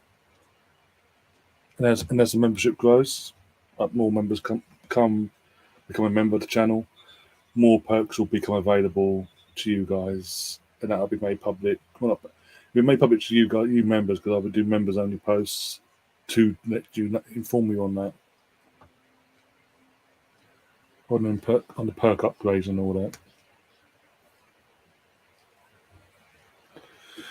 How do you sort membership when you reach 4,000 hours? Basically, when you want to, the first thing you've got to do is the first thing you've got to do with your channel is literally, as you know, you've got to monetize. You've got to get the channel monetized first. Once it's been approved and it's all monetized, they will then obviously give you an email confirmation, and also in the studio itself, it'll give you the options, and you can set it up yourself via computer or laptop, whatever. But I will say this, as a channel of our size, respectively, and obviously with as you know, Luca, in the UK, the cost of living crisis and all that, I would do start off with, as it stands, until obviously our channels grow bigger and bigger, start with a one membership setup, like tiers, like one tier. You can make multiple tiers up. Start with one. Pick a price. I'll say anything between £2.99 and down, just to start off with, just to get a few people in first, like get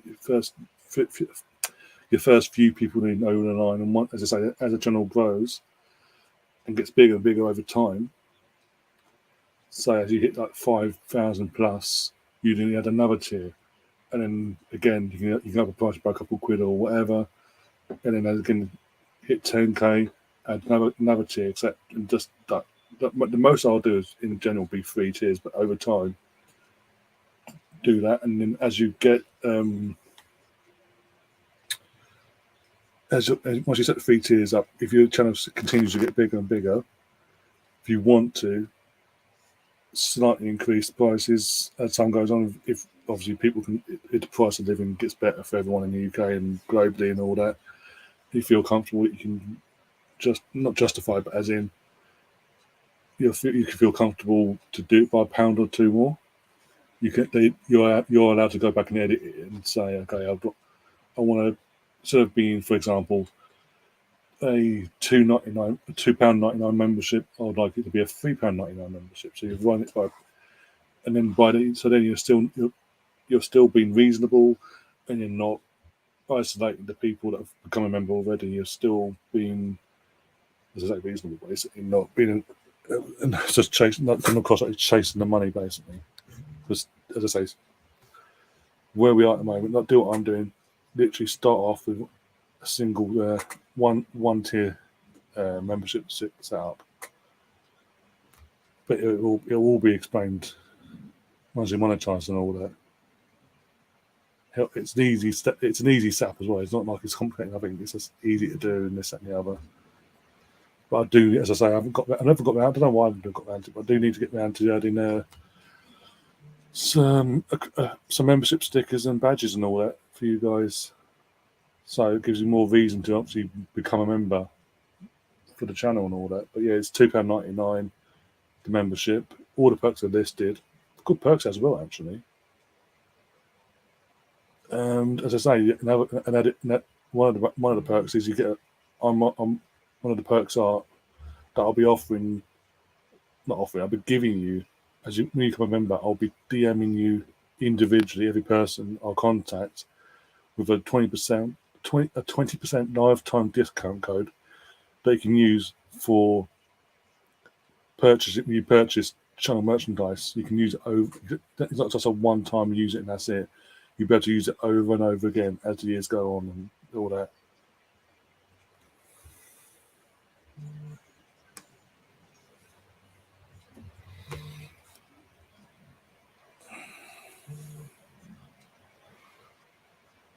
Yeah, when you get monetized, you get the super chat, all that sort of stuff. Again, when you're monetized, when it's like fully done, we've got 2 minutes injury time, by the way. When it's fully monetized, you obviously, again, we go, as you do, it's on your laptop and whatever, go into the studio, monetization, and it gives you the option to either turn it on or turn it off and all that sort of like the monetization itself for whatever. Monetization, you want to fully have it on or partially, this, that, and the other. Super chats to be able to turn on or turn off of your own accord, and all the other bits and pieces. The new thing, this new features coming as well. The super thanks, where you guys get to send a super. It's technically a super chat, but it's for something you can use after the stream's ended, where you can send us a super chat saying thank you for what our stream or whatever, what you enjoyed about the stream, etc., etc.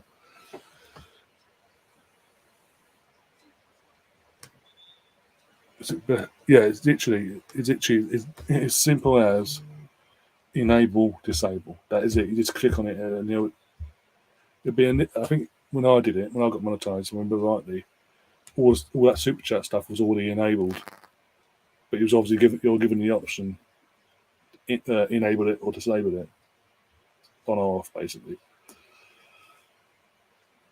But I kept it all on.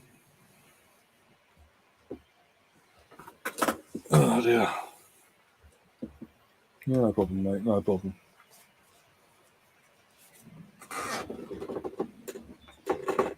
Full time whistle going. There we go. Full time whistle. Game is over. 1-0 to England. Women. Beth Mead with a winning goal. Performance it got better as the game after the goal. As the game went on, especially after Beth Mead got the goal, it got better. But it was still not what we've come accustomed to in the last 11 months under this new management regime, we're going to call it. But still, we got over the line. As I said, as the game went on, it was clear only team. When I say it was only one team was never going to win this, it's only because Austria had a game plan to let us have the ball and try and counter-attack us, but it never really counter-attacked us really to cause us any problems. So yeah, we've got the win. That's the important thing. No upsets on opening night. Now we go on to get prepared for next week's second match. I think is it Northern Ireland next? So that'll be fun. I will be covering that as well, by the way, on the channel for that. Look forward to that. But yeah, I say, the nerves are there. You can tell the nerves are there. Hopefully they can get together over the next few days and sort of get that out of the system and sort of kick on and go, okay, opening night, it's one-off thing. We now go on and crack on and show the tournament what we're made of and put these next two teams in the group to the sword and set ourselves up nicely for the knockouts.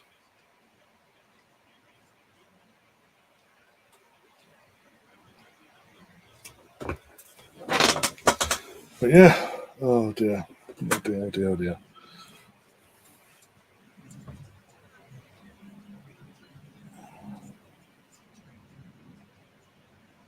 Yeah, the lowest you can do, Luca, is not. Yeah, that's the lowest you can do. 99p is the lowest.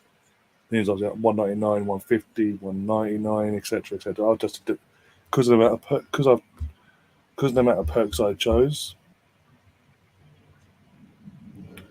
That's why I put it on two. I put it on two. I started off at $2.99, just because of, and even then I think with the perks I've chose, and then the bonus of obviously you're getting a 20% discount code, lifetime discount code for channel merchandise. You're getting more in value for your money. But again, I do understand we are in a cost of living crisis, so it's not like you have to become a member.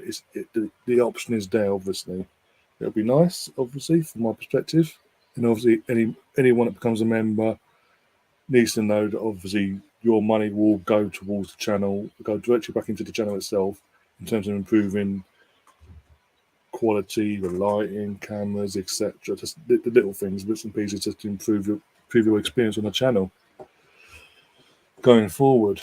So yeah, but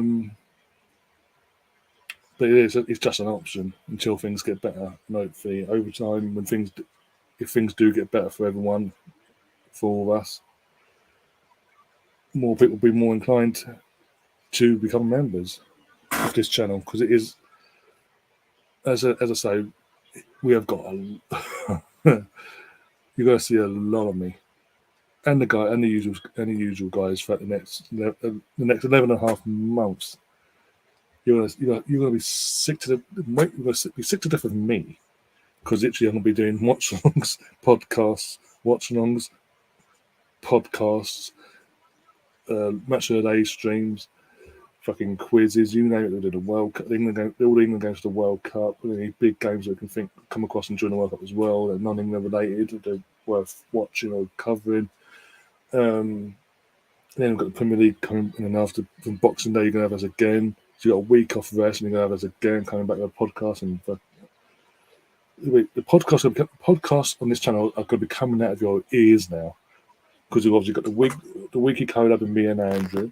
You've got the comeback of the regular shows, the regular podcast with me, myself, Andrew, Ray, and Steve are going to be doing on a regular basis. You're going to have Gary co-hosting during the pre-season of the States, plus hosting certain watch throughout the season, certain watch-alongs as well. We're going to probably share out the amount of hosting and co-hosting and etc. throughout the season as well. As I say, got on all the podcast side of things, that's going to come out of the two regular ones. You go the two podcasts you'd get weekly on a weekly basis when the season starts. You're getting them, plus you'll be getting one of the European games from an Arsenal perspective. You're going to have myself and James Rowe giving you a weekly match preview there. So there's going to be weeks in the season where you're getting 3 podcasts a week, not just visually but audio as well. It is going to be absolutely non-stop. You know what? I can't actually looking forward to it. It's going to, as I say, keeps me busy, keeps me on my toes.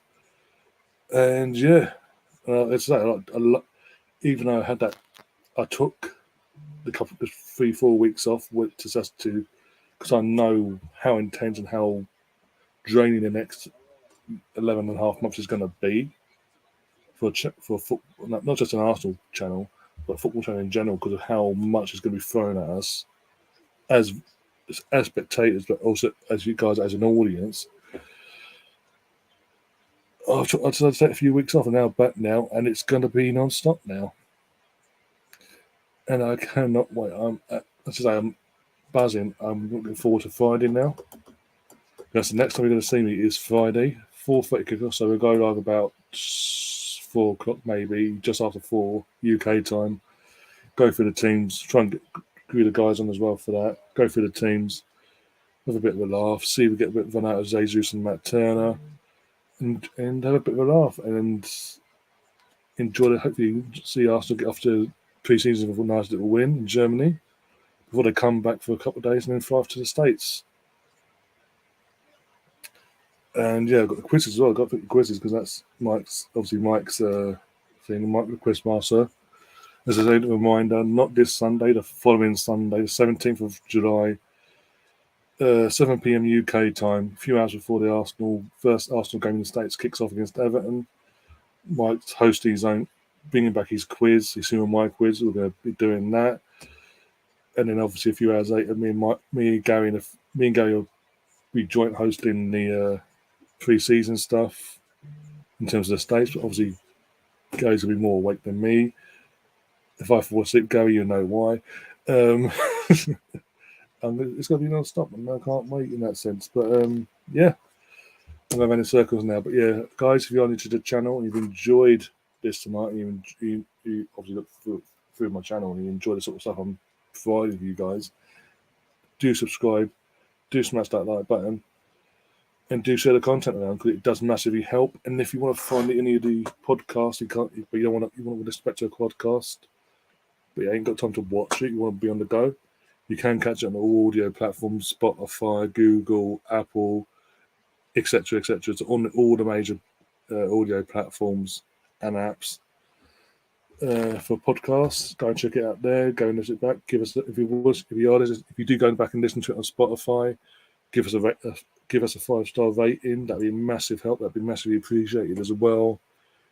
Because obviously, the more ratings we get, 5-star ratings, the more Spotify are inclined to keep pushing the audio out. So that massively helps, again, the audience side of the podcast grow as well at the same time. And again, it's massively appreciated. But yeah, as I say, you'll see me next now on Friday, around just after 4. Get ready for Nuremberg away. Nuremberg v Arsenal. Get the words out eventually, right? That'd be fantastic. And then you'll see me again after that on Sunday, but not on this channel. It'll be over on Andrew's channel because this week Andrew is hosting the podcast Q&A show that we are collaboration that we've been doing recently. It's his turn hosting this week. And yeah, also, so technically this Sunday, the following Sunday, you're getting 3 shows on this channel in literally like back-to-back week. Because you're going to have the Q&A show, me and Andrew. Within minutes of, not long after that finishes, you're going to have the quiz. And then after that's finished, you go have a couple of hours respite. And then you've got Gary hosting for the Everton game, watching on with me in tow, trying to stay awake. But yeah, anyway, as I say, I massively I love the fact that we've got a new face on the channel as well, in terms of our Brazilian friend. I'll go back and find his name now so I don't butcher his name. Going back. Look, we've got Adam was here. Adam and his daddy was in the chat. You haven't seen him before. We're saying someone else, but also Edvando Diaz in the chat as well. It's nice to see someone new in the chat, and also have a bit of a chat about Brazilian football, Jesus, etc. earlier on. And yeah, that's what else I can say. Not much else I can really say, really, in terms of that thing. But as I say, massive thank you for obviously coming along and keeping me company. And hopefully I kept you company. We all had a bit of a laugh, even though the game was a bit of a drab one in the end. Didn't really live up to the hype that we've got used to over the last year, but it is what it is. Until then, guys, enjoy the rest of your morning, evening, afternoon, wherever you are in the world. And as always, the Arsenal. Come on.